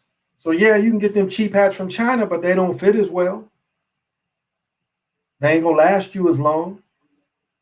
You sweat a little bit in them, and all that shit gets sweaty. You get a hat and you sweat a little bit, all shit be sweaty from them hats from China. If you buy a bunch of them and you think you're gonna cheap and sell them to people. And then the people sweat a little bit and the hat's fucked up because all the sweat will go through here. So, this is what you have to consider. Yeah, dry, sparkling vanilla water, you are too damn sweet for me to not be a Coke. To not be since I've taken a break, let's give the divination. And we have 13 platoons, 0 cartoons, 8 tunes. We are 6 Uno, and we are 4 kin. And 4 kin is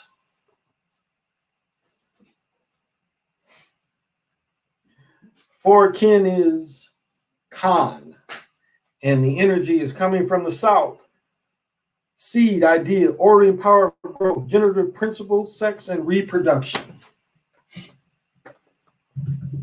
And then the Toltec,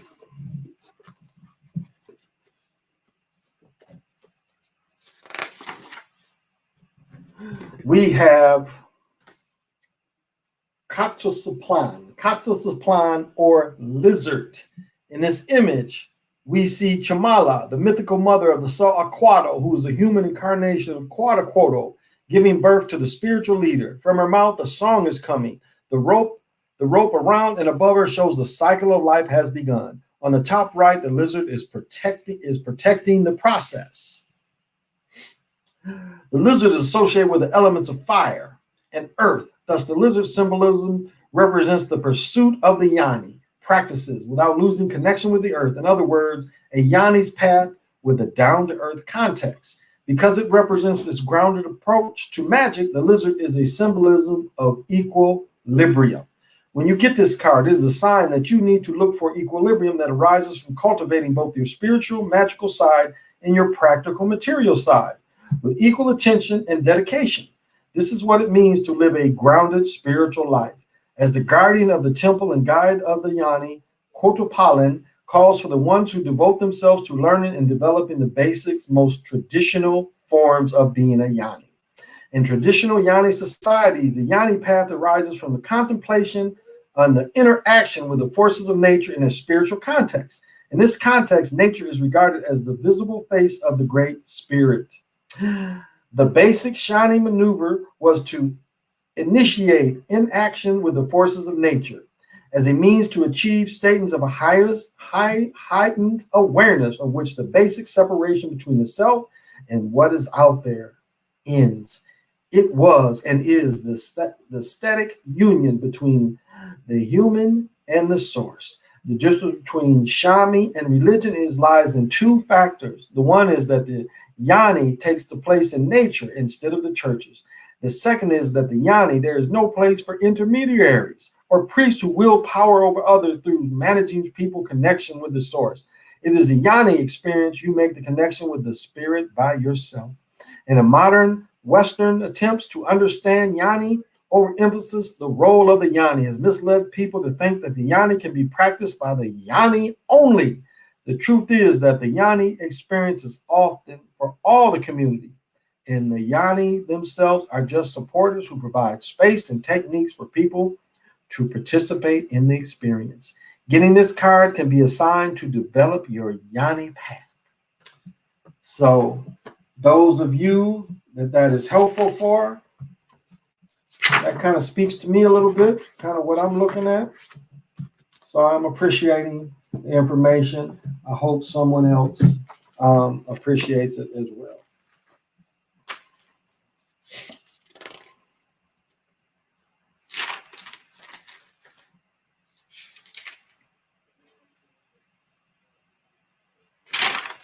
I don't know if y'all noticed the NBA quit playing music.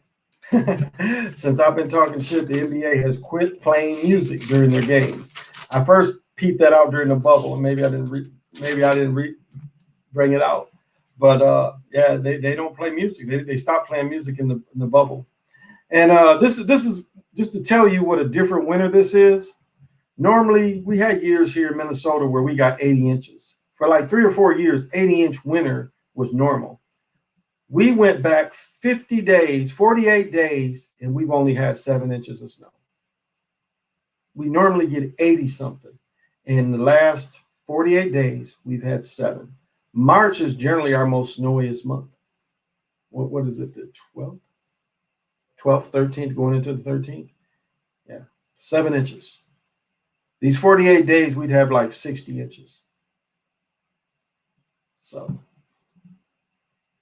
Did y'all see about Floyd? Floyd's family got 27 million. Now, I don't know if y'all checked Floyd's video. His sex tape made more, Floyd made more in his life than that yoga teacher that they gave 40 million to. The Somali that supposedly shot across his partner's face, which that never happened. You would bust your eardrums out, and you would definitely, if you put a gun this close to my face, you could blind me. You could blind me. But this woman that had no college education, she was at a rec center teaching yoga. Now, I don't know about y'all, but there ain't no $10 million a year or $2 million a year yoga rec center teachers. You're just not going to get paid like that.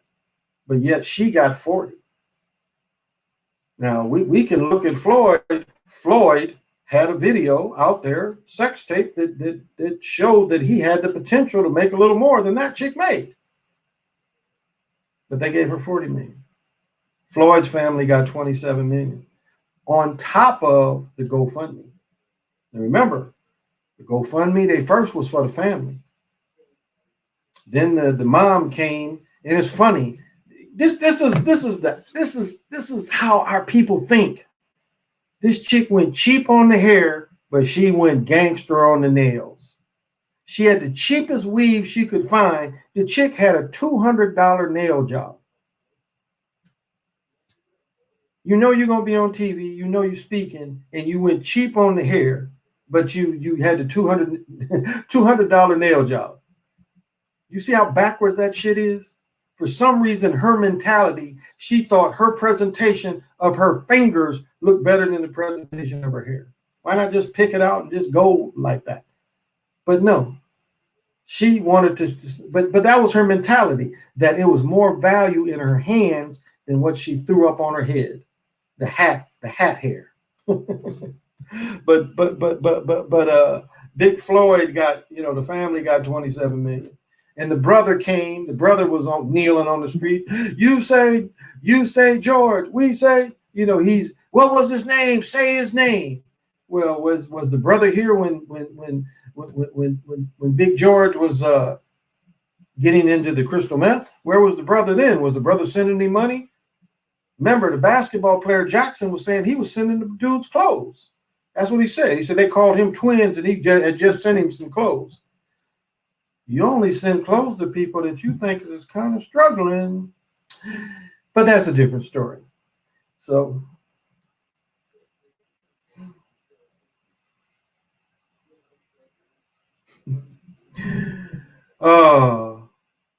I do have to break it down. What did he say? Girl, girl, girl, why you want to make me blue? Oh, shit, I can't get that out of my head. Girl, girl, girl, why you want to make me blue? Oh, that's Eddie Kendricks. How can you not love it? Why you want to make me blue? And that cat was a chain cigarette smoker. Had one lung removed. Then, he died of lung disease. But any falsetto, you still gotta give credence to him. That shit's just been playing in my head all day. Girl, girl, girl, why you wanna make me blue? Oh shit. Heavenly, heavenly, heavenly. Oh, I love the Temptations with Eddie Kendricks. I think to myself, I'm such a lucky guy. To have a girl like her is truly a dream come true. Out of all the women in the world. That's pimp music. That is pimp music. That is why so many pimps came out of the 70s. I be talking to people and it's like they don't understand. They don't understand my mentality of the poetry, of the eros, of the poetry of the love. Because I grew up with that kind of love. I grew up on romance. I grew up where we love the divine feminine. We're with poetry. Edgar Allan Poe said some of the gangsterest shit in the world. I never knew heaven until I looked into her eyes. That is some of the pimpiest shit was ever written. I think the full poem goes, she rest her head upon my shoulder, and I didn't know heaven until I looked into her eyes. If that ain't some pimp shit, I don't know what pimp shit is. You read that to her.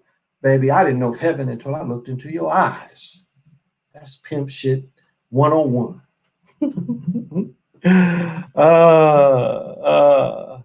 I got my stimulus. There you go, Rocky. Why do people live in India and they're not called Indians? Yeah, they was called Hindustan. Yep. Because they call it Hindustan. Yep. Romance don't exist anymore. Sadly, you're right. Sadly, you are right. It does not live anymore. Women don't even know what to expect from that shit. They wouldn't even know what to expect.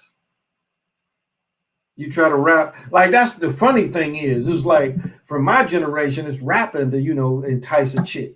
Now it's just, you got some money. Remember it was the one thing he was wiggling the keys. Remember that he was wiggling the keys? He had a Porsche key. He ain't even had to say shit. It's just wiggling the keys. Oh.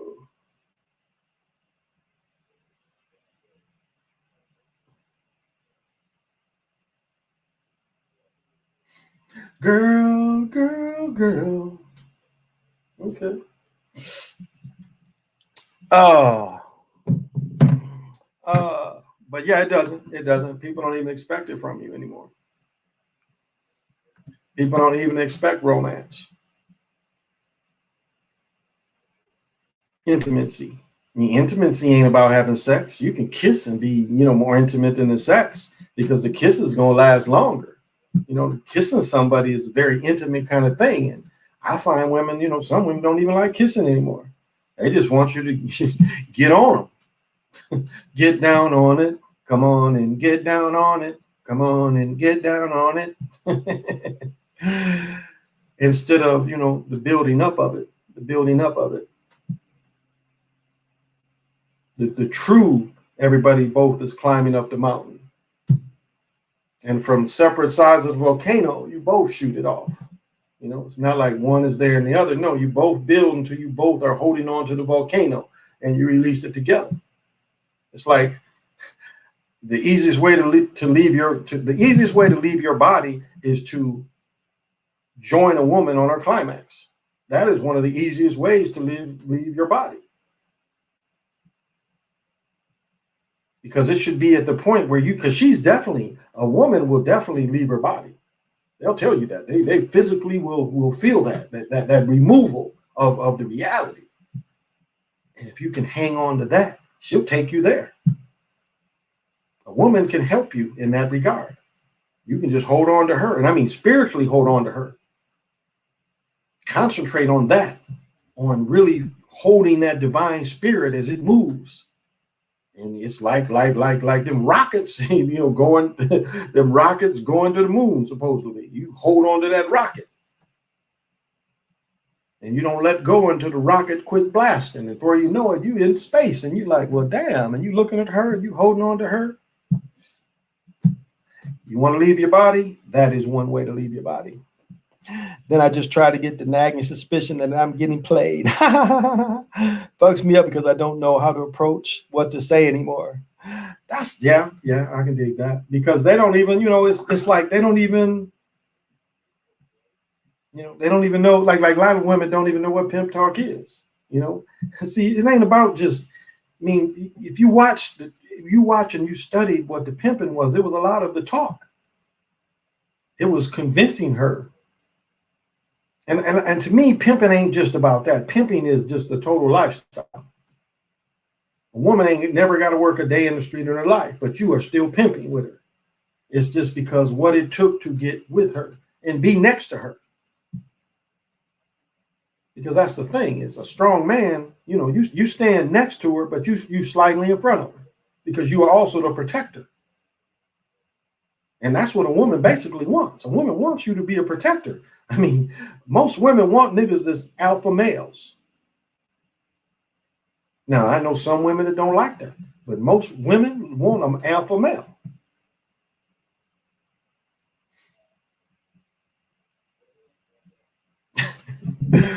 Now, I know some of my oldest, my middle daughter's mother was like, why didn't you beat him up? Did you see the way he talked to you? He said you was cute. So I'm supposed to beat up everybody that says you're cute, honey?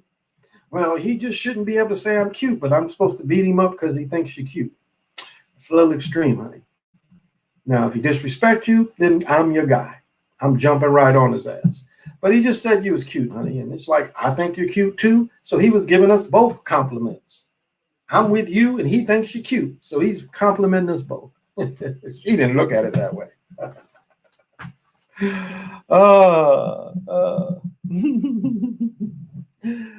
I don't know, guys. It's just, as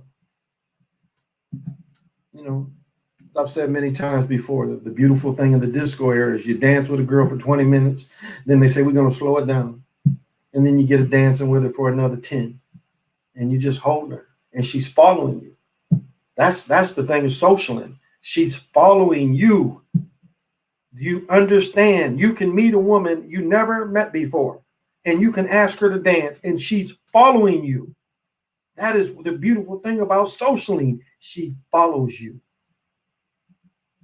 What's more pimpier than somebody following you? Do you understand how it works? When she takes your hand, that people don't even do that to ask a person to dance anymore. You stick your hand out, and she takes your hand.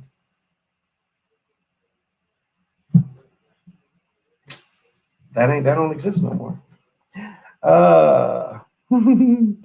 Makes me no sense to beat up someone if someone compliments your girl. Exactly. And really what he said is he was like, you are really cute. I love the way you're shaped. And she was like, you heard what he said? Like, honey, they don't dance. No, they don't. They don't dance. They don't dance. At the Latin classes, they do. Well, there's classes you can take to social too. There's places on slow dancing. Social, in Michigan, we call it socialing, but slow dancing, stepping. Now I think that's what everybody calls it, stepping. But we call it socialing. There's nothing but bopping, slow bopping. Slow dance was called slow bopping. That's what it's looked at. Like you fast bopped or you slow bopped. So, like what you would call stepping is almost like a faster bop, but it's bopping, Lindy hopping, bopping. Modern women don't understand men these days. Well, it's the way people are raised. It's the way society is beat down brothers. I mean, think about what, Sister Girl and what Slow Joe did. I'm gonna call him Slow Tom Hanks now, since they want to put Tom Hanks out there to give a speech. Slow Tom Hanks. But the way they took men off the streets. I mean, again, you take away all the jobs. You know that the jobs is going to disappear in the 50s, and you don't prepare the people. You don't prepare the people to say, by 1980, some of these jobs, we can make more money in other places. Okay, we'll set up all the workers at these other places and give them a real living wage. But no, they didn't do that. They said, screw these people, screw these neighborhoods, destroy Gary, destroy Cleveland, destroy Detroit, destroy Chicago, destroy all these cities where there's a lot of brothers in. And then just like if you watch a snowfall, CIA came in, CIA creates crack, not freebase, crack. Because again, powder is still about $100 a gram. That's expensive for most people. I mean, think about a person that could just buy a $10 rock compared to a person buying $25 worth of powder. It's not very much. That $10 rock would give you a lot more. Or you spend $20 compared to a quarter gram of having $20 worth of powder. It's a lot. You get a lot more for bang for your money. So they made it more affordable is the point. But snowfall, again, you ain't smoking crack 2-3 times and you ain't going home and you're giving up your job. It didn't work like that. That would happen over a year. Again, I tell the story of Johnny. Johnny was working at Post making about $75 an hour. And then Johnny started getting high and they put him through rehab and all that shit. It took about 3 years for them to finally kick him out. But when they kicked him out, they gave him all that 401k and all that shit. So it wasn't that Johnny just fell off one day and, started smoking crack one day and then the next day he's busted. No, it was 3 years. And I imagine Johnny's not alive. I don't know. I'm not sure if he's alive or not. But so it wasn't no overnight thing. And I know television elapsed times and all, but just the way they had our people looking. But that is what the argument should be. And that's what people ignored about two people. Now, Sister Girl was more the last 20 years, locking people up compared to locking people up 30 years ago, where Slow Joe was locking people up. Slow Joe said it didn't matter. We took away the jobs.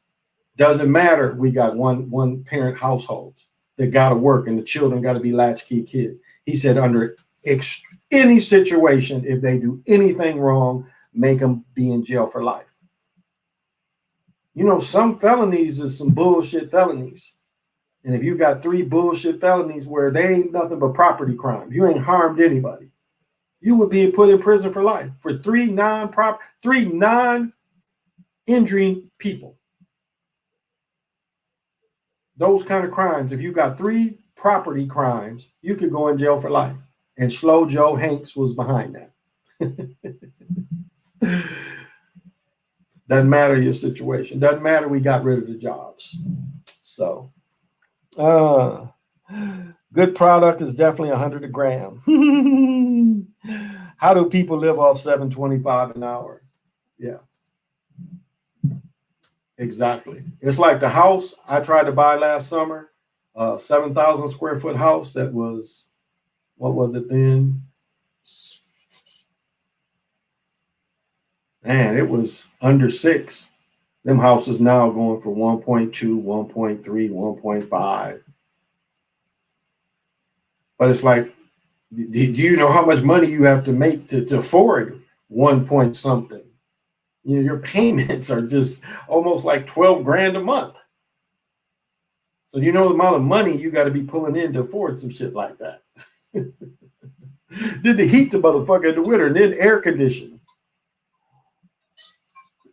That's the thing I look at. The house I looked at had 2 air conditioners and 2 heaters, 2 furnaces. They had 2 air conditioners and 2 furnaces. So I'm like, man, you got to show me these bills. What is these? I want, can I afford the bills? I got paid $9 an hour working at McDonald's in 18 and 19. There you go. There you go. My son works at Holidays. Holidays, a gas station, place. And I think he was making 10. Like right now, if you live in Minneapolis proper, you make no less than 15. If you work in Minneapolis, you make 15, no matter where you work. And it ain't rich folks. It's still McDonald's, it's still Burger King. But if you live in Minneapolis proper, you have to pay people $15 an hour. That is the city law. It's called the living wage. Now out here, you don't. My son makes 10. When he worked at Burger King, he actually made more money. When he was working at Burger King, he made 11. But if you work at one of them and you live within Minneapolis, you make 15. That's the least you're going to make. And them folks ain't rich. You ain't seen, like they talk about that shit like people are rich. And then they lie about the jobs is going to go away. So who's going to do the jobs? But see, it's about greed. Rich motherfuckers know that they're going to make less profit. That's what it's about. They're going to make less profit. It ain't about, the people. It's about them making less profit. Oh, okay. So, and then if you look at that a year, you only still talking about $10 an hour. What is that? 22, 23,000 a year? Because if you make 12, you make $15 an hour, you roughly making 32, 33, somewhere in there. That's still not a lot of money. This is the thing about the stimulus. You think people, because right now, most people make between 75 and 100,000. That's very common. My daughter's mother is an accountant, but she only has a 2-year degree. She has a 2-year accounting degree, but she makes over 100,000. My mother doesn't have a degree at all. She sold real estate at one time, but she's been into management for the last 30 years. She makes close to 100,000 a year with a high school diploma. But again, she has the experience. So it's very common to make over 80,000 where a lot of these people are getting kicked off. Very common. Very common. I don't think I know any adults that make less than that. My son working at Stanley Steamer was probably knocking down 60 plus. No college degree. But it's, hustling. His friend works at one of the fitness clubs. I'm not going to say the name. That cat makes about 75. And he has a strike on him. Still able to make 75. He done he got okayed for a house. He bought him a new car and a boat. I got a mansion and a yacht. But he's hustling. I got my STEMI 600 going into the stocks. Yeah. That's, again, if you've got a Cash App, you can start with E-Trades. You can start Bitcoins and then, transfer it to your own stuff. But at least to give you an idea of how it's moving. Or buy some gold, buy some silver. See something that's tangible, something that's going to be there, something that's going to gain. Not something that's just a TV. Not some rims. I saw somebody driving, he must have had 22s on a Challenger. So do you think it was about speed for him? But that's like, it's like clown shit. It's clown shit. You putting 22s on a car like that is like, you look like a clown. I mean, you really look like a freaking clown. And it's like, that's a kind of mentality that you got to put some new rims on the shit you buy. There's nothing wrong with that. But I'm just saying that's a mentality. It takes a certain mentality to think my car's not enough. My friends have rims on theirs, so by golly, I've got to get rims on mine. That's a mentality, y'all. Time is up. Okay. And I don't get that mentality. I've never been, I look at motherfuckers and I just got to emulate their shit. That has never been a thing to me. Hell, the daddy wagon, I don't even wash it. I clean the shit out on the outside. It's from '05. I got new tires on it. It runs, and that's good enough for me. I don't need all that other shit. Now, I like music. You know, I got some music in there that plays decent. My daughter didn't even realize it was CDs. She's like, well, damn, you got CDs in this motherfucker, this old motherfucker? That's kind of the look she gave me. It's like, this old motherfucker, you got CDs and shit? I just thought you had radio, Dad. You never played CDs. 22s of the Dodge, call him Clout Daddy. There you go. I never understood why people buy $4,000 rims on a damn $500 car. Yeah, exactly. People here in North Carolina raise the front of the truck and lower the back, be sitting on it high. It's weird. Wow. It was like the old joke, you know, during the heyday of General Motors. The old joke was a dude would have a Cadillac. The Cadillac was worth more than the house. You saw this brand new Cadillac sitting in front of this dump. And that you see the mentality. Yeah, you got the discount from working at General Motors, but do you see the mentality of that? It didn't matter how your crib looked. It mattered what you was driving. And that used to be a thing. You drive by, like I'd pull up to friend's house and see this nice car and this dump house. And it's like the shit never made sense to me. My dad had a Cadillac and we lived in a nice crib. My father worked at General Motors my whole growing up. We had a nice house. He had a Cadillac. He had a perk where he got a new car from General Motors every year. Every year he got a car was part of his contract. I like that contract. I couldn't keep up with him when I became an adult. I tried for years. Mexicans blow too much money on car miles. It's like we have a family that lives by me, and I'm being quiet because I have no disrespect, but it's like they're driving 2 brand new cars and they live here.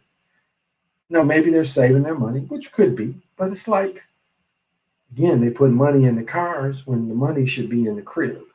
You know, these are very modest places. It's a modest 2 bedrooms, but different folks with different strokes. And that's just me. Like it's like I look at the people who live across the street from me. You know, not all of them got new cars, but they living in 3-4 bedroom houses. Seems to me, if you got good enough credit to get 2 new cars, you'd have good enough credit to get into a crib. And maybe they got a plan. They're gonna save money here. It's cheaper rent. And then build to a house. I don't know. So, you know, I don't know. But it seemed like before you got them cars, you could have did that and got a crib. But different strokes for different folks. I have one neighbor everybody makes fun of. He has a brand new Camaro and his roof has holes in his house. There you go. There you go. Because he only feels alive. And see, that's going back to the Cadillac. They only feel alive when they drive. That's the only time they feel alive is when they drive. They don't feel alive when they go into their houses. They don't get that feeling from their house that they get as when they driving that car around. They like the way that people look at them when they drive around. They don't really care that people look at them being in this raggedy house. They're invisible to that. They ignore that. The only thing they care about is how they feel when they're moving around, not where they're planted. They care less about where they're planted. Because again, when you're moving around, people don't know, you know, what your plant looks like. So they like that again, it's like the people with the Jordans. They only feel alive when they wearing Jordans. When they're not, you know, like the dude who killed his little boy because the little boy rode on his Jordans. I have a story, well, not similar, but in the same way. I had a pair of the Chris Webbers, and you'd have to get the Nike magazine, the thing to see which ones was the Chris. Well, it was the David Robinsons and the Chris Webbers. And my 3 boys' mother got pissed at me, and she just scribbled all over my brand new Chris Webbers, David Robinsons. She got so mad at me because she thought that hurt me. But she didn't know I hooped in them anyway. And people was like, damn, what happened to your shoes? I'm like, oh, my girl was tripping. It's like, we understand. It didn't stop them from being new. She didn't understand that I didn't give a fuck what they looked like on the outside. They were still new shoes. So it didn't affect me. She just thought I'd throw them away. And I threw them right back in my bag. I'm like, okay, honey, you feel better? I never felt bad wearing them like that. I never felt bad. But in her mind, she thought that would hurt me because she was hurt. And I don't know what bullshit I did to her. Probably with being with my other children's mom at the time, probably what she was pissed at. You know, I was kind of ping-ponging back and forth between the two. And that's something women, like when you're in a situation like that, women will sit down, like they'll like, we all need to meet somewhere. So we all met at the park. And it's like, well, you need to quit messing with him. You need to quit messing with him too. Well, I'll quit messing with him if you quit messing with him. And they'll both agree to quit messing with me. And then, but they forgot. I end up going home with one of them after we left. I came with one of them and I left with one of them too. But that's what women will go through. They'll sit there and look at each other and they're like, you need to quit messing with him. So do you. And they'll agree. And then when it's time to go, nothing was really changed. The person I came with. The person I left with. Then I was like, I'll see you. And then she's calling over there. Are you coming over? You texted me and shit. Are you coming over? I mean, it's just hypocrisy. Yeah, Detroit fell apart with the car plants, went away. And I heard they made good. Oh, yeah. They made really good money. I mean, it was nothing like growing up in the 70s. It really wasn't. I didn't know any men that didn't work. Working class, because all my now we lived in townhouses, and a lot of people lived in these townhouses where we lived, and all of them did well. And you saw the dudes playing the semi-pro softball or baseball and semi-pro basketball. That never went away. And you had strong fathers. You found fathers in most homes. Very rare there wasn't fathers in homes. Very rare in the 70s. Not saying it didn't happen, but in most homes, like even when I was in third grade and lived with my father to live on the north side, he had his wife at the time. So I wasn't, I was still in a 2-parent home, and she never had children that I know of, or she didn't then. So it was just me, but I still had 2 people in the home. She was crazy and want to beat on me because my father upset her, but still, they was both there. Women argue and get angry for no reason. House prices in Cali going through the roof. Smoke tea, that's everywhere though. Again, these houses around here, like my daughter's godfather, I heard him saying that is like they just refurbished their house. They just tore it apart and redid it because he was just talking about to try to find something. And they live in a smaller type of house, but it's just 3 of them. And she uses the downstairs as her daycare. And so they both mostly just live upstairs, but it's still a 3-bedroom house. And they was just like, but I was digging what he was saying, just my own experience. That same type of house that cost me double to try to find that kind of house.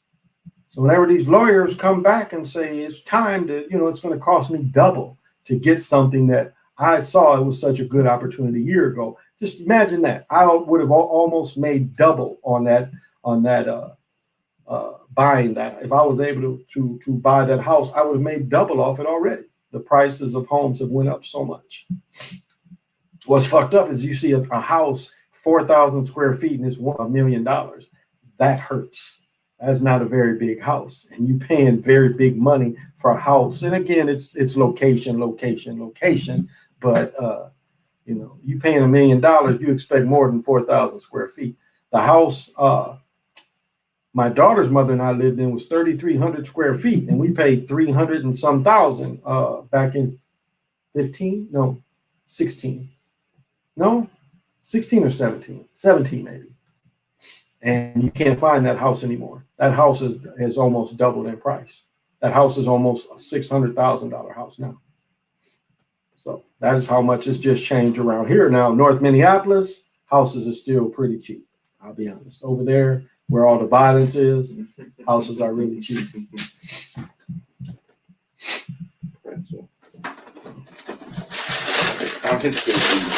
Son, I hate to tell you this, but yes, you're a Negro. Your mom should have told you when you were born. These are good. Have you had them? I opened the box, so obviously I had some. Damn. Don't eat them all. 8 win. How much is gas where I'm at? Damn. These are delicious. I got gas today at Speedway, which is and you get the 3 cents, so it was $2.64. So I paid $2.64. But you set up unlock my face? Yeah, you did. But quit playing. Nope. But other places was $2.89. I've seen places today where I went today was $2.89. So gas is at $2.89. So I paid. So it's still some places that's $2.64. That's the cheapest. Any sandwiches? Yeah, you have to look on the right side. It's more in there. There's a big ham sandwich or something in there. Oh, you're gonna have the hockey puck sausage biscuit? Yeah, I didn't eat that hockey puck sausage biscuit you bought me the other night. Why? I don't know. Just wasn't hungry. If I was paying $1 million for a small house, it better come with some good ass weed or opioids. There you go. We're not in China. You're not gonna get a house with opioids. I bought a house with a weed plant in it one time, though.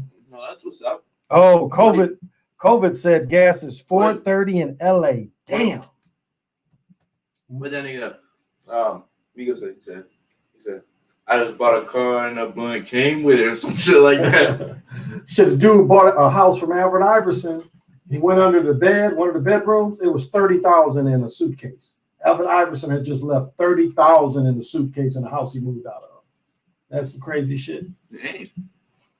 But he says that gas is and they get mad at me when I was talking about Sister Girl and Slow Joe raising the gas up because gas is at $66 a barrel.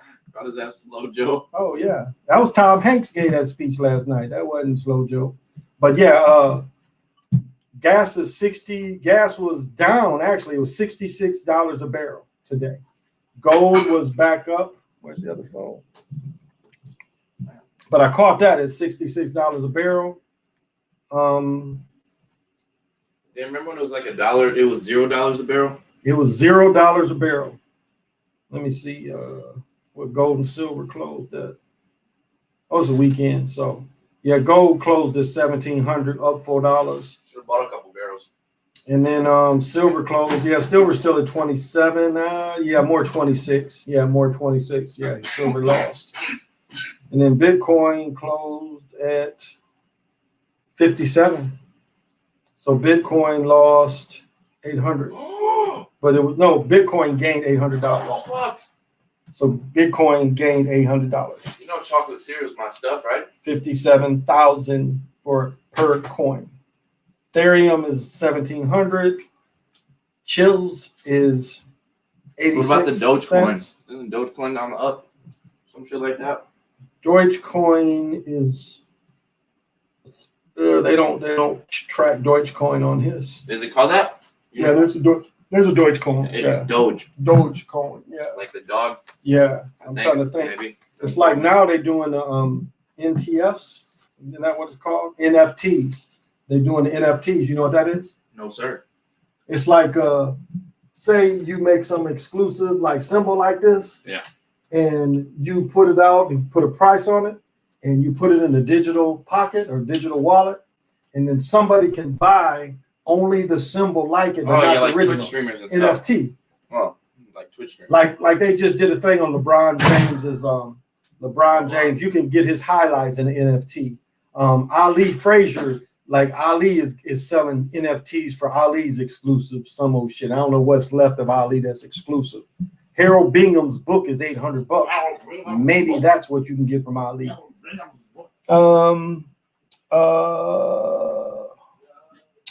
If paying a $0 barrel, I remember that gas should have been a nickel. Yep. I seen gas at $1.99 last year in California. It felt like the Twilight Zone. I sold in LA in 19, 3-bedroom, 2-bath, 1,300 square feet. Bought it in 13 for $240K. The house is now worth $600K. Yeah. Yep. fungible tokens. Yes, that seems to be the thing. Um, that seems to be the thing. I don't get it, but that seems to be the thing. If you can get some, if you design some shit and you put it out there and you think it's exclusive, you might be able to put it together and get some people to invest in you. And it's let's be honest, it's a pyramid scheme too. Because okay, you get so many people to buy your shit, but you can put a tag on it that says you get so much if they try to resell it. So it's a pyramid scheme too. So people may not tell you about that part, but it is kind of a type of pyramid scheme because those kind of tags can come with it. So be aware. There was another thing I did want to share. You got plenty of food, Joker. There's something else I did want to share. Let me find it. Because I think these motherfuckers be listening to me and then they be trying to counter my shit. And these is damn scientists. Oh, this is the wrong one. I didn't put it here. I put it here. Here we go. Now, this might be interesting to some people. Bacteria could be the first organism found to use quantum effects to survive. And basically what the bacteria does is the photosynthesizing bacteria, Chroblum topium, has evolved a clever way to shield its light harvesting process from oxygen's poisonous effects, using a quantum effect to shift its energy production into a lower gear. So, but this is how did Earth get its water? Scientists think they finally solved the non-standing mystery. They give you the Antonagi shit about Talamat. Talamat gets hit and it creates the moon, and Talamat brings the water. This is the Antonagi story. Antonaki story. Talamat, the ascension story. Talamat hits the earth and breaks off the moon. Now they're telling you Talamat had, when it hit the earth, it brought the water. Will you make up your mind? Water covers the earth. Here we go. Now there's research suggesting. Now ascension's work's been out since the 60s, early 70s. Now, there's research suggesting that our planet got its water more than 4 billion years ago when a celestial object about the size of Mars collided with Earth to form the moon. Extensions people need to sue these motherfuckers. That's Talamat all over again. Talamat doesn't say anything about it brought the water. The water came with moon. But see, now they're trying to say, well, wait a minute. Water came with the planet. That was one of the lovers. And now, they're trying to find science ways of disproving my shit. Yeah, fuck you. Fuck you, scientists. I ain't had to go nowhere. All right, here we go. Faster than light travel is possible with Einstein shit. Let's make this very clear. There's nothing on this planet that can go faster than light. There is not any raw material that can make it go faster than light. Light is this reality's bound. So there's no way. That warp drive shit is bullshit. The me or the mind is stuck in this motherfucker. And damn if it had some warp drive shit to get here. If it had to get a machine, it wasn't that sophisticated of shit to bring it here. But there's nothing that they can create on this earth that will ever go faster than light. Unless you're a time walker. And then you surf on light. Fuck light. But this reality is bound by it. So ain't nothing they can do. So it sure ain't going to be in anybody's lifetime listening to me tonight that you done heard them make some warp shit. It will never do it. It's a bound. It's a bound. There's nothing they can create that'll go faster than light. So this is bullshit again. So, and like my cousin's husband, well, I just Western science, it's all in the science. Can't believe these motherfuckers. You just can't believe them. They make a movie and they tell you they on the moon. They make a movie and say they got some shit, playing video games. They can make it go around. Matter of fact, check this stupid shit out. They tell you this motherfucker can dig and then send you back what the fuck is in the dirt, in the Martian dirt. How can it do that? Well, it can take all these samples and run all these chemicals, and we can say that's what the fuck it is. If that is ever cap, that shit is cap. How does one become a time walker? Any particular method? The Gulf of Mexico. I'll get to YouTube. Potato head and transgender cartoons and books are canceled now. Hyperinflation, quantitative easing in full effect. The dollar ain't worth shit. What's the craziest thing you've seen in your life that you can share? I will. Okay. I'm studying that water was moved underground to cover places like Mexico and hidden places, manipulation of land mass. Well, Derek, I talked about that last night. When you look at the cenotes that made in the Yucatan province, that can't be explained, how they brought water from that far. And so when they went into the cenotes, they found out all these motherfuckers is connected. So they had something engineering where water came all the way from the ocean to the Yucatan, thousands of miles away. And not only were they efficient, they were turned into water catchers.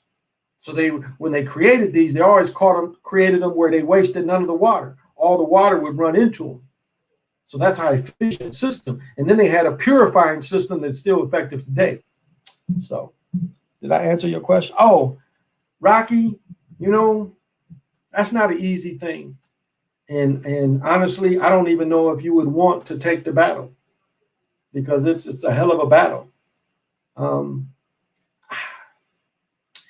It appears a thing that was shared with the Sioux. It appears like the Sioux passed this on. That's what it appeared. And I'm sure that's how I got it. I'm sure that's what appealed to me as being, basically, that's the sister tribe, the Wannaponkans out of Boston. That was basically Sioux people on the coast of Boston. So that was the mother tribe was the Sioux. And I think it is a thing that the Sioux had. So if you see that you have some of that ancestry, be an American Indian, then possibly the information will be given to you. But it's an experience. It's just a whole experience. It's like a great start is studying certain stuff. I mean, studying this kind of stuff does help. Understanding their science does help. Because I just didn't stop with the papers. Like right now, a lot of what I read about the time walking papers deals with Isabella and El Zagal. It deals with these people. So I read the time walking papers and looked at the science behind there, because again, El Zagal was paid off. And then when he went to another country, he was supposed to be set free, where they robbed him of the money and then they blinded him. And I'm reading the same shit in the Isabella book. So don't know, so the information is kind of pertinent there. So it's not an easy thing. It's not an easy thing.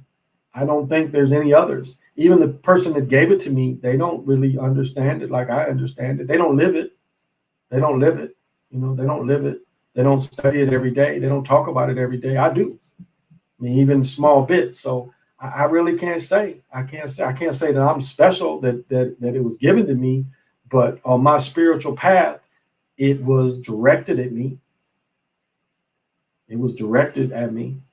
So I have to contemplate that, how to, if that's even possible for others. Because my brother, as spiritual as he is, I don't think he claims that. But that is not his aim. And, that's not his aim. So I have to contemplate that and talk to the elders.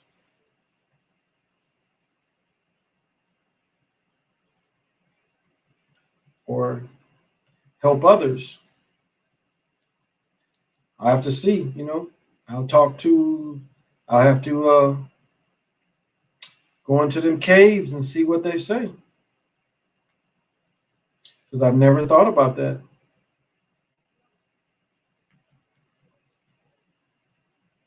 Because I'll tell you what, the other people that gave it to me, they don't even talk about it. They rarely want to answer questions if, they don't talk about it. And they definitely don't share it. I mean, I've tried to share it with people. I've shared it with one person, but I've tried to send it to other people and they never get it. because Hito and Tasha. I tried to send it to both of them, and the brother don't fuck with Tasha that has it, the other brother, because it's only, I know he gave it to one other person, and my brother and I probably the only 4 people that possess it. The natives don't even possess it. You don't hear them using it. John Horse up in Canada, John Horse, but he doesn't claim to be a time walker. He talks about the Bible that I've mentioned that they're going to give back. These motherfuckers will get a Bible back. It's one thing they're going to have to release. But he doesn't talk about the time walking part of it. He only talks about that part. The Bible to him was the most important thing. And these racists, natives be racist. The blacks still want to lie. They still want to lie. So I'd have to think about that. I have to think about it. Hey, read my soul. What's the most sunlight we'll be able to see near the or the main? But let me answer another question. What was the craziest thing you saw in your life, and can you share it? I really have to. I'll tell you one of the craziest things that I saw. Yeah. So when I was about 24, 25, and I know I talk shit about older chicks, but I was messing with this chick about 50, the chick that had the big titties that wanted you to pray on her titties. She was part of a church, and she had these ministers, and I was with her one time, and she got a call, and they was like, go over to Pastor such and such house. There's some shit going on. So I went over there with her. I went over there to where the pastors was. And what had happened is, this is probably the weirdest shit I ever saw. So these 2 dudes, one pastor was fucking this other pastor, and he got stuck in it. And they had to bring them out stuck together like dogs. He was like doggy styled on him, and he couldn't bring it out. And they brought him on a stretcher because really they couldn't walk. And so imagine these 2 big greasy mugs. One dude is like on all 4s. The other dude is behind him, and they put a blanket over both of them, and they brought them out on the stretcher. And then they had to, how they had to collapse the stretchers to put them in. They had hell trying to get them in because it like bumped dude's head. The top of the ambulance head is hard. So that's probably the one of the weirdest things I could think of just off the top of my head. Seeing them 2 dudes stuck like that was probably. And then this is the funny shit. If the shit was on the news, and it showed them coming out. So we went back to her place, and we was watching the news and shit, and the news showed these mugs coming out on this stretcher with the blankets over them. So that's probably the funniest shit, just the top of my head I could think of. With more sunlight, we'll be able to see the near or the my. See the near or the my. Okay, I need a little more reference though, Derek. With more sunlight, will the near or the my be more visible? The me or the my be more visible? It is never really visible. It is the original nano. I mean, the me or the my is the original nano. What's the movie I was just watching? What's the series where it's the scorched?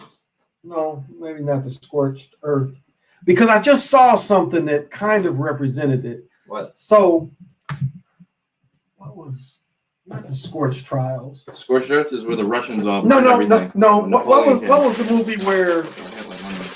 Remember the children was all raised, and then the children escaped. Fucking wearing striped pajamas. but what was it called? Because it was showing one of the later ones, and I can't think of the name of it. But they showed. Like they had an invisible, like they went into this where the other people was living, and they had in this invisible field. But like when the field opened, it opened to all these tiny balls, and that tiny balls? It opened to the tiny, like these tiny balls appeared to show that this reality, and the tiny balls opened up the reality, and then it closed it back where you could see it. But that's where the boundary was. That is about the easiest to see, the me or the my. But it's the original nanotechnology. It's the civilization builder was built on the nanotechnology of the machine. So when the machine took over, the machine was already in a nano capacity. So I don't know if we would ever be able to see it, but that's just one example. Was it Scorched Earth Trials? But that is the best I could say to physically see the me or the mind. When you saw the balls, like because what it showed is it showed all these little balls, and then the reality opened up, like the invisible force field opened up. Scorched trials. I can't think of it, but stranger thing, the pastor story. But yeah, that's the strangest thing I ever saw. One of them. So I don't know if we'll be able to see it like you were saying, but now one thing that you can see is like it's like Predator. You can see there's beings that are see-through beings, and if you recognize them, they quit fucking with you. But they are big as trees at times. You can see them. Like sometimes when you think you're seeing a tree and you see leaves moving, it be them motherfuckers, one of them kind of creatures. And so really look at, are you really seeing the leaves move, or are you just seeing this motherfucker that's blending in with the tree? So that's kind of the nearest, because it's beings like that surround you. Once you recognize them, they stay the fuck away. Because yesterday I was in the hospital and I was seeing one of the motherfuckers outside the window. And I was like, what's bringing these motherfuckers back around? It just made me think of that. Because normally they stay the fuck away from me. Because if you recognize them, they tend to stay away from you. So when I was in the hospital, I saw it looking out the mirror because it caught my, peripheral vision. I'm like, what the fuck, man? I'm like, oh, this shit is around me. But it stayed out of the room. It was so it's something was watching me, So Divergent series, yeah, the Divergent series. So the one where they finally make it, and then the advanced society takes them in. The way that curtain moves in or out, to me, that was a physical representation of the seeing the me or the mind. That's the physical representation of it. That's what they was trying to show you, how it could be where you could see it. Because again, all this shit likes to brag, and that was the me or the mind in action. But nanotechnology it comes from the original machine. The original machine started out as nanotechnology. So however the fuck it got here, how do we know that they didn't lost in space that shit? It just came here. We don't really know. It could have been shot here, or something defeated it and shot it across the universe, and it ended up crashing here. We just don't know. Stinson always applies it to the Anunnaki, but in the other interpretations of Sumerian writing, you don't even hear about the me or the mind. It ain't just Stinson, so you can't just look at the Anunnaki shit and say Stinson's got all the answers. Because again, you look at other stories, that a lot of that shit, the stories that Stinson puts together ain't there. The me or the mind is another one. But to me, of all his writings, that is the most important. He talks about this shit that, again, telephone. Me or the mind created the telephone. And now what do we have? I talked about, I used to work at Bentler, which made the beams, or the pillar beam with a little support in Mercedes. In Mercedes cars, they had a little rail that was so big, and we used to put those in Mercedes. And so it was a robotic plant. Bentler was all robotic plant. The shit caught the roof on fire every week. Every week we got like a couple hours off because the shit would catch on fire and we all have to leave the building. But it was pure robotic plants. A CMM machine, a coordinate measuring machine, is a fucking robot that measures. You have to set up the part, and then if you write a program for it, you got to write all the angles. That's why I know about driving vectors and shit.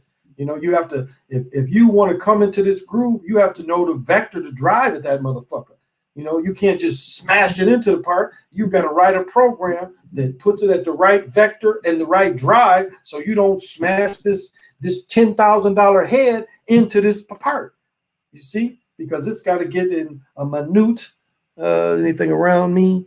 So like if you had something that had to get into this little groove here, and it was sitting there, you had to have something to come in here, and then it had to be able to measure around in here. Boop, boop, boop, boop, boop. That's simple. So robots do that for us now. What did I miss? Prometheus. Yeah, I saw Prometheus as well. Again, what Prometheus showed you is the tall white grays started civilization. That's what Prometheus is saying, the tall white grays. And that West Panary gets probably the deepest into the tall white grays. But that's what that is. Prometheus is saying that the tall white grays is the one that their biology started life. Not that the planet itself didn't need this motherfucker. That's the thing of Prometheus. Remember, he's standing in the woods and shit. What did it need him to start? Life is already going all around him. You didn't need a tall white gray. That's what you call a motherfucking virus. That's what Prometheus shows you, that the virus goes into our American system, or our world system, excuse me, not American, into our nature. The virus came into our nature. How is he sitting in things? How you think he created life when it's life going all around him? The water is alive. Everything he's standing on is alive.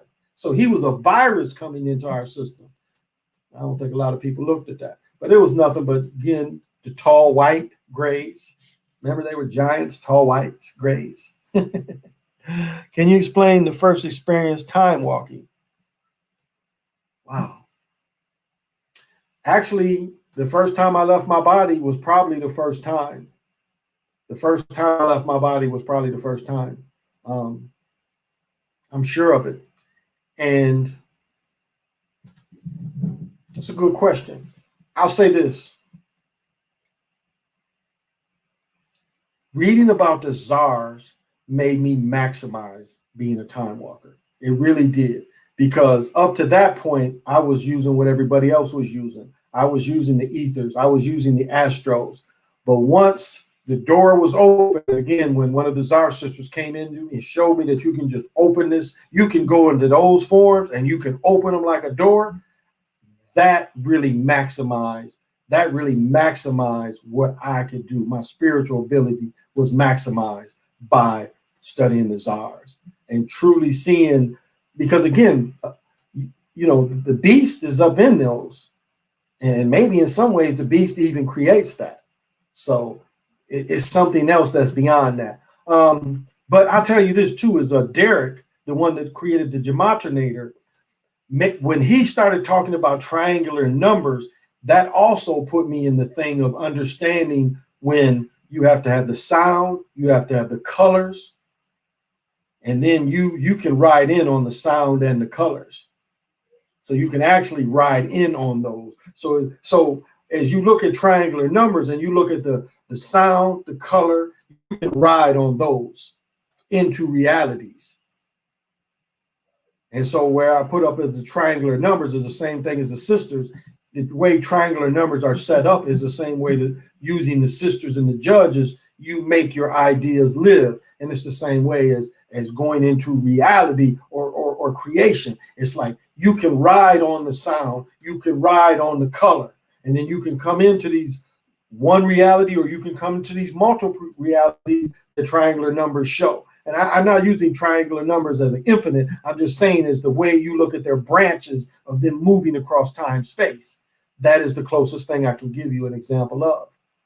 And when I show you the sisters and the judge charts, that is to try to make you understand that you can, and this is the best way I can give you. When you can use the judges, you can use those charts. You can actually take your idea and you can kind of time walk a little bit, because your idea lives in each example. So every time you ask the question, you are living in those realities. So you come up with an idea, or you have a question about what's going to happen to you, you can put it in all these different branches.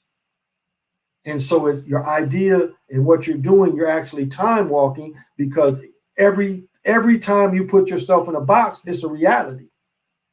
But you're putting yourself in 6 or 7 boxes until you end up in one. But in the meantime, from the first 4 or 5 boxes, and I'm sorry I don't have that book. I put the book back. Yeah, it's not right here. But you could actually experience that. And I'll bring that out tomorrow. But you could actually experience that. But again, if you can imagine riding in on sound, I guess that's what I could tell everybody. This is the closest way that everybody could use being a time walker. If you can imagine yourself looking at creation and you start hearing the sound of creation, and then you start seeing the color of creation, you ride on that. You riding in on the sound because you know that sound is going to come. And then when you know the colors are going to come, the colors even start breaking up. So as you ride in on the sound, you're riding the sound, and then as you see the colors start creating, you ride on the colors. And so you break up. When you see the colors break up, you break up too. Remember what he was saying in Watchmen? He was saying, that was elementary shit when I could break myself into a million parts. So I guess that would be the closest to understanding. And the way you practice is just like this, when you hear this, and you like when you're meditating and you hear this, you can hear a note and you can just grab that damn note, like that note comes in. And again, I'm talking and it's all these noises, but my point is, if you're in a room and you working with sound and you hit one of those notes, and that note, you see that note rise, you can grab that note, and that note will help pull you out of your body too. But when you become a time walker, not only do you grab the note, you set yourself up right on that motherfucker, and you ride the note. So I guess that's the way you could practice it, if that makes sense. That makes sense. How do you use the ether? Can you explain? Okay, I'll get to that too. Are you talking past and future traveling? When you say guys saying, are you talking about past and future traveling? I'm back. I was on a toxic panel influenced by toxic slave religion. Okay. Well, hit me up tomorrow. Send me your email and I'll bring you on tomorrow.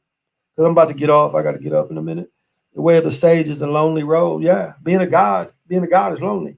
Being a good. When you say, are you talking about past and future traveling? Yeah. You can do past traveling as well. You can do past traveling. That's what I was saying with the czar. When the chick, when one of the Sudan sisters, here's this European from Canada in Sudan with her, she was able to tap into the czar to her past life. She was giving her a life because the chick had been with him about a year. So she tapped into her a year before the chick even came. So she was able to tap into her and then ride the czar, hallways, channels, whatever you want to say. And she was able to find her, and she possessed her back then. So she possessed her in the past. If you guys can dig what I'm saying. She didn't possess her at the present moment. She possessed her in the past. And so the time walking is the same way. I mean, it's sometimes you do have to go look at things to see if they happen the way they say. But again, talking about it is easier than doing it. So I would just say that those are some slow steps to take.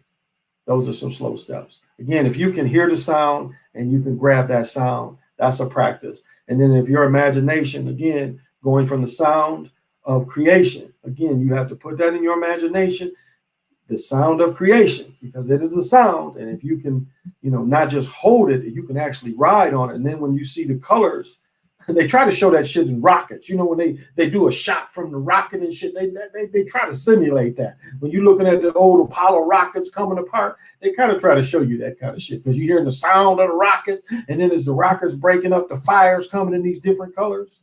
I mean, it's kind of similar in a way. So, but yeah, being a good is lonely. It's lonely being a good. Being a spiritual person is lonely. I mean, we don't get. Like there's spiritual people that live in India that they're taken care of. And I don't mean, when they bring them in, they do work. They get rid of spirits, they heal people, and the people take care of them.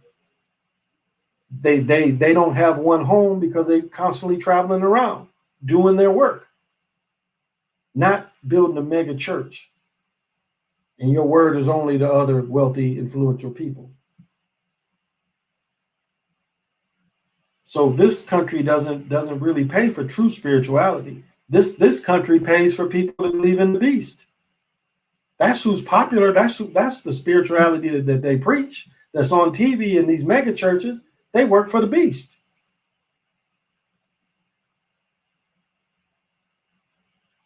That's why I say this is the research. This is the research community, researchers.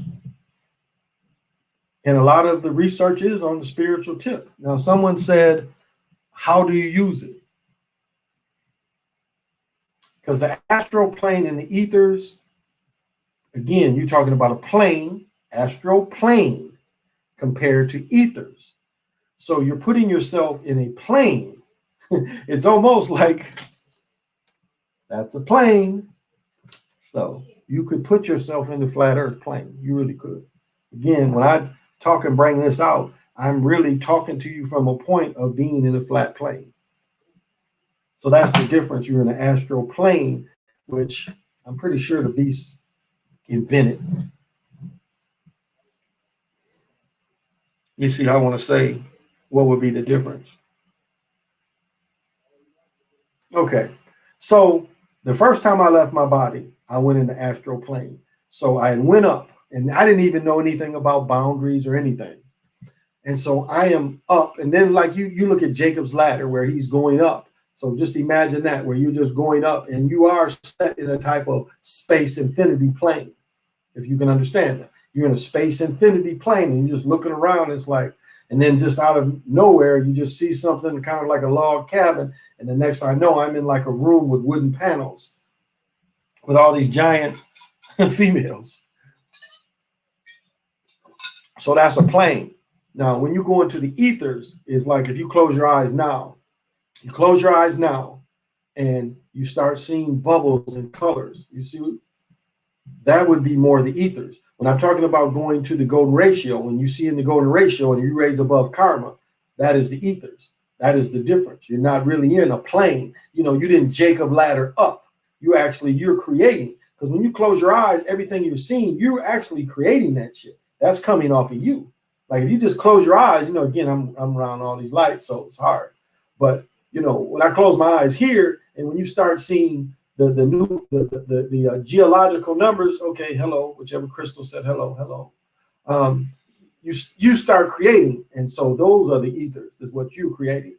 That's the difference. When you get to a point where you see the golden ratio, that is more the ethers, and the czar can blow through all that shit. It can manipulate that shit, which is kind of cool thing I learned. Mega church is fake. uh, and the sage is very, very, yeah.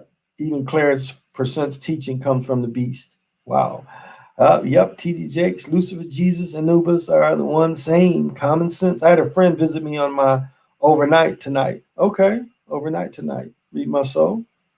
That's interesting. How did you get the name like Cleflo Dollar? Must be an agent. Yes. God and devil is a celestial story of a celestial being, disassociated personality disorder. Very much could be.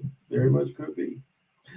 And that's the thing is we don't get, being spiritual doesn't really pay. But it's not supposed to pay. You're supposed to help. That's why I say I give freely. You know, I give freely. You know, I don't front. You know, like, yeah, I bought $1,000 phone, but that's about as much as I'll front. You know, that's about as much as I front. And it's just, motherfucker was dying. I mean, it was dying. I mean, you know, it's funny holding the two phones. This shit, you can't even compare it the way they feel. This is all plastic. That shit is steel and glass. So, but it's like, you know, that's my little splurge. Don't make me, you know, I ain't got the phone, you know, I ain't holding the phone like, you know, yeah, well, what y'all think? I paid $1,000 for this motherfucker. What y'all think? I'm the shit because I get, motherfucker, that ain't shit. That don't make you the shit. I just got it for the camera. You know, I got it for the camera. It's a better camera. Some little things I want to do. You know, some movies I want to make. I'm gonna be able to put all this together. So that's all. You know, it's like, I don't know, just being knowing. I mean, to me, the supreme kind of knowing is better than being rich. It really is, because if you, it's like this for most people, and I can't even say I could dodge this shit. If you played the lottery tomorrow and you fucking hit, and you a spiritual person right now, would the lottery stop you from being spiritual? Because that's what the beast would count on. The beast would count on you stop being spiritual. And this is the thing about the beast. The beast has already ran the scenario. Because the beast will look at you and say, okay, this is, the beast runs it if it gave you the money. And if 10 times you stop being spiritual, the beast will give you the money. Because the beast is thinking, okay, the one time you didn't become spiritual, the odds of that happening is you not going to be spiritual. The money's going to take you away from being spiritual. That's why the beast doesn't want to give you the money in the first place, because it knows the odds are you were going to help people. And that's what they don't want to do. That's why you didn't see Jordan building shit in Chicago, Oprah building shit in Chicago. You can't help the people. I mean, hell, Jordan, what did he say? And I've known Mike since college days. And what did he say to the young brother? Not another nigga. Mm-hmm. Not another nigga.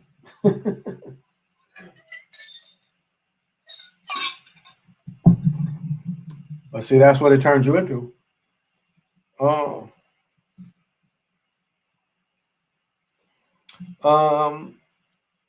At what age did you find out you were different? How do you rise? Okay, I'll answer that. How do you rise above karma? Well, from my experience, again, when you find the golden ratio, when you see this big, like it looks like a big ass mushroom moving, and you can spiritually take yourself up above that. In my experience, that will bring you above karma, because you'll see just as the golden ratio is turning, you'll see the way karma works, that same kind of way. Maybe this will make more sense. So, okay. So you raise yourself above the golden ratio and you have this experience. But what you do is you've had this experience and you look at the experience from the one you've raised yourself above the golden ratio, but you catch the experience that you did and you catch the experience that you did in karma, and the shit is moving around, and you, from your point of being above the golden ratio, you watch that shit. You watch that shit come around. You watch that shit. And in your old self, karma would smack the shit out you. But what you find out is when it gets near you, you above the shit. The shit's coming under you and you watching the shit go around again. Because it thinks if it keeps alive, you might raise back down where it can smack you again. So that experience, but what you do is you leave it at that. You're like, fuck going back down. I'm above it. So to me, that is a way that you could achieve that. Again, you get above it and then you try to look at one of your experiences. So once you get above it, and I know it's kind of hard to say, like, how do you catch that? But like once you feel yourself going above that, then start looking at experiences. I guess that's the only way I can really tell you is start trying to look at those experiences. Because don't just be up there and be like, damn, I'm up here. Really start seeing if you get glimpses, you get visions of your experiences. That's about the easiest way I can explain that. What age? Well, I really think it went back to, I used to spend the night with my great-grandfather. And my great-grandfather's grandfather was in the Civil War. His father was a full-blooded Winnapocan. His mother was full-blooded Sapani. So out of those experiences, my grandfather always talked about being the seventh son of a seventh son. And so what he was putting in our minds is, there's something a little different about us. We have some type of healing power.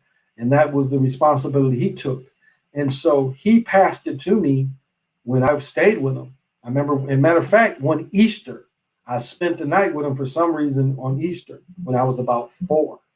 And that's when, he had to pass it to me because I was living in the house, all his spiritual practices. He had a thing full of arrowheads and hatchets.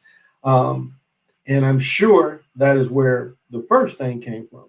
Now, my father's father is funny. The whole experience. To just tell you the whole experience. So I'm visiting with my friend, and my friend and him is freebasing. It's the first time I ever saw freebasing shit. So I hit it one time, and it's like, okay, and I had to go back, but I had to go see my grandfather. He was living in an 8-wheeler. So I go back and see my grandfather. And I'm a little buzzed, but cocaine don't last long. The shit is like up and down. And so I'm just kind of digging my grandfather. He gave me some money and we was talking, and he had the magic books, and he showed me one of the magic books. And so he saw my interest, and he passed whatever he learned spiritually being raised in Mississippi. He passed that to me in that very moment, because no one else, when you, like even me, my children that still live with me, there's no way they can get around it. they live with this stuff. My daughter's in my room where all my altars and stuff, so there's no way she can get around it. And I hope, and she's protected enough where they will never be targets. So know that. But it does have to be passed to you. It does. I mean, it's got to be a family thing. Magic is very much a family thing. So that moment with my grandfather, I look back probably even more so than my great grandfather. That moment was probably, I would say, when the magic was given to me.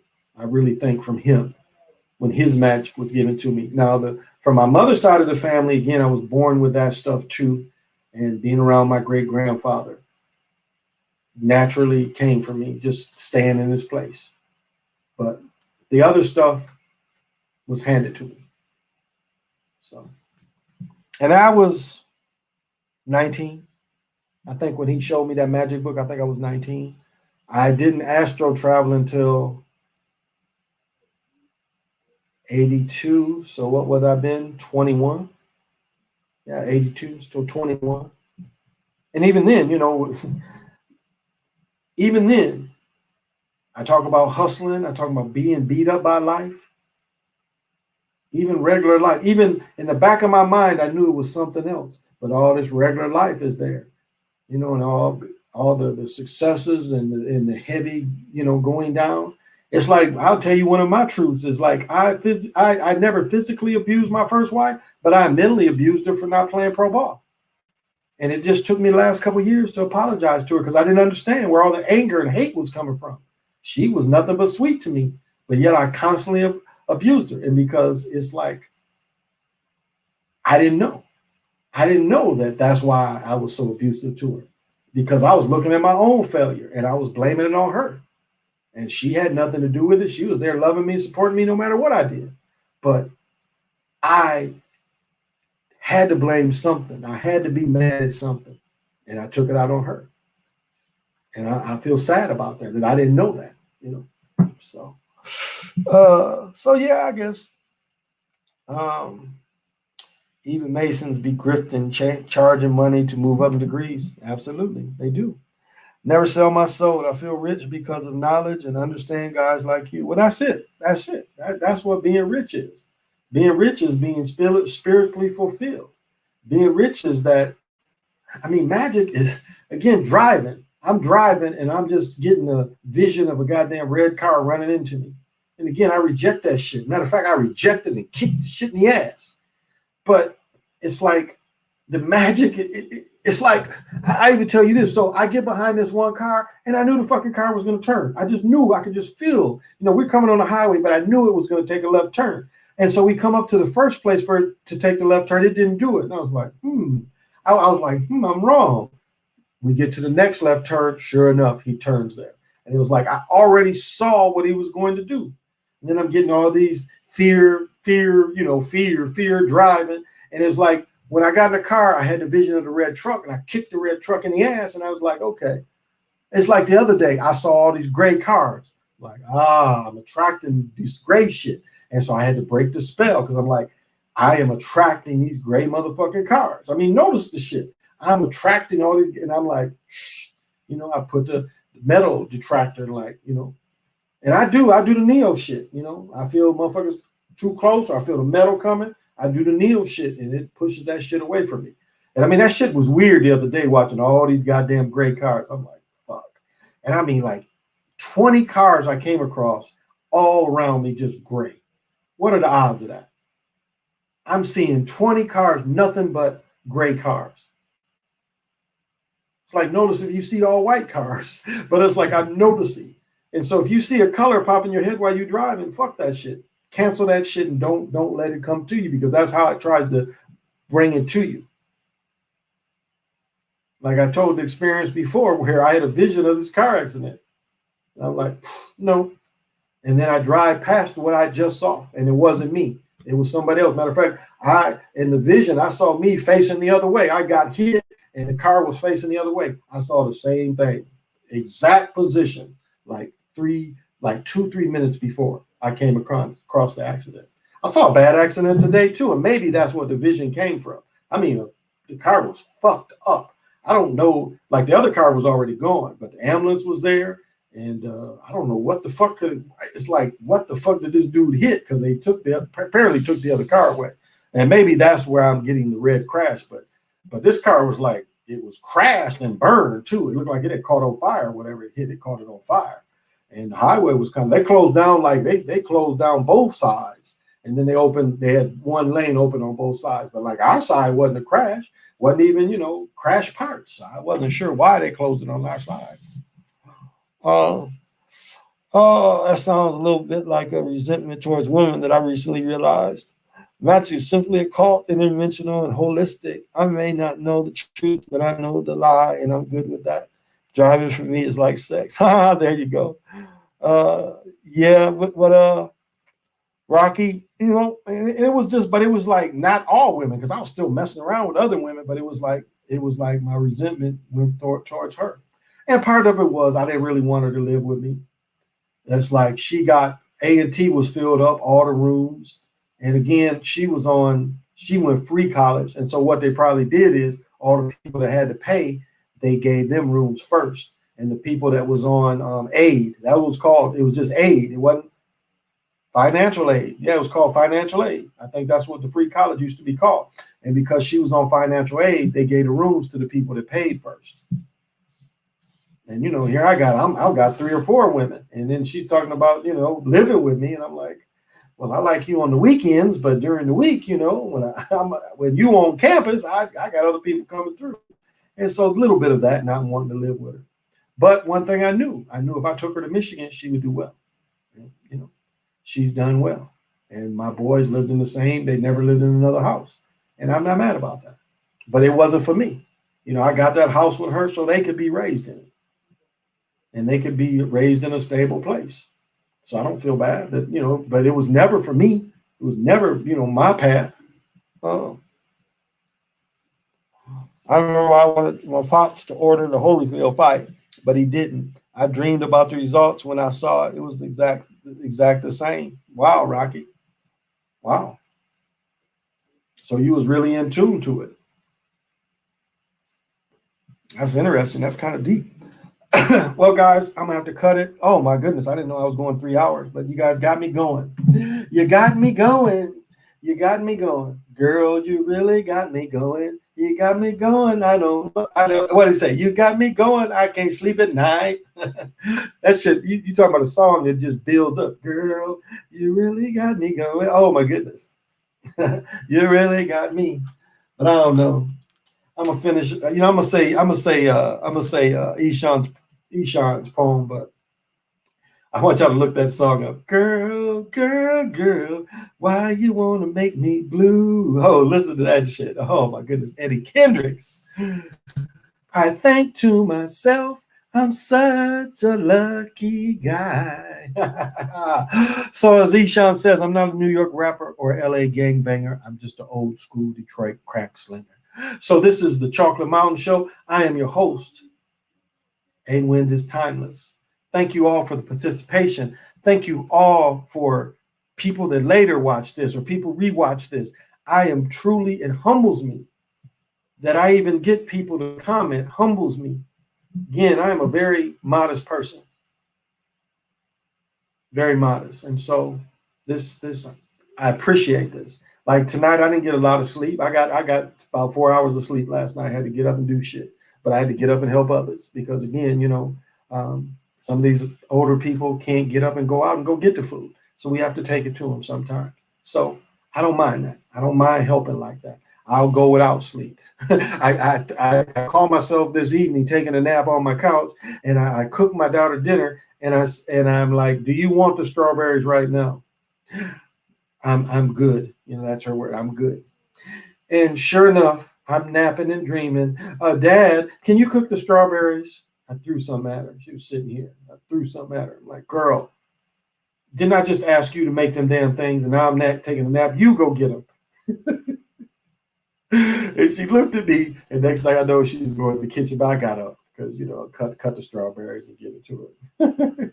So, thank you guys. Thank you guys so much. I answered the questions as honestly and as best I could.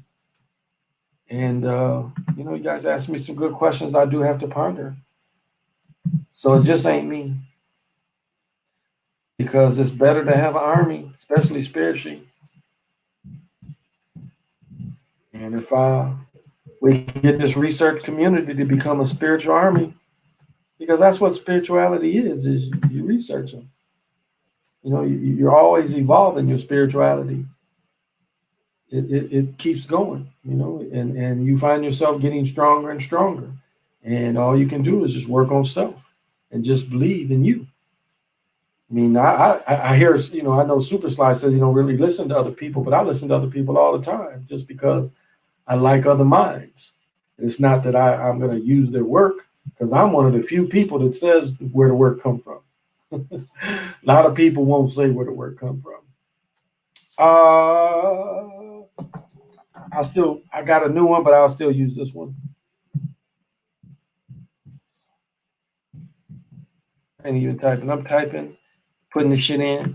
No, you send me your. Okay, yeah, send me yours. I'll look it up to see if I have yours though, and then I'll send you the link when I come on.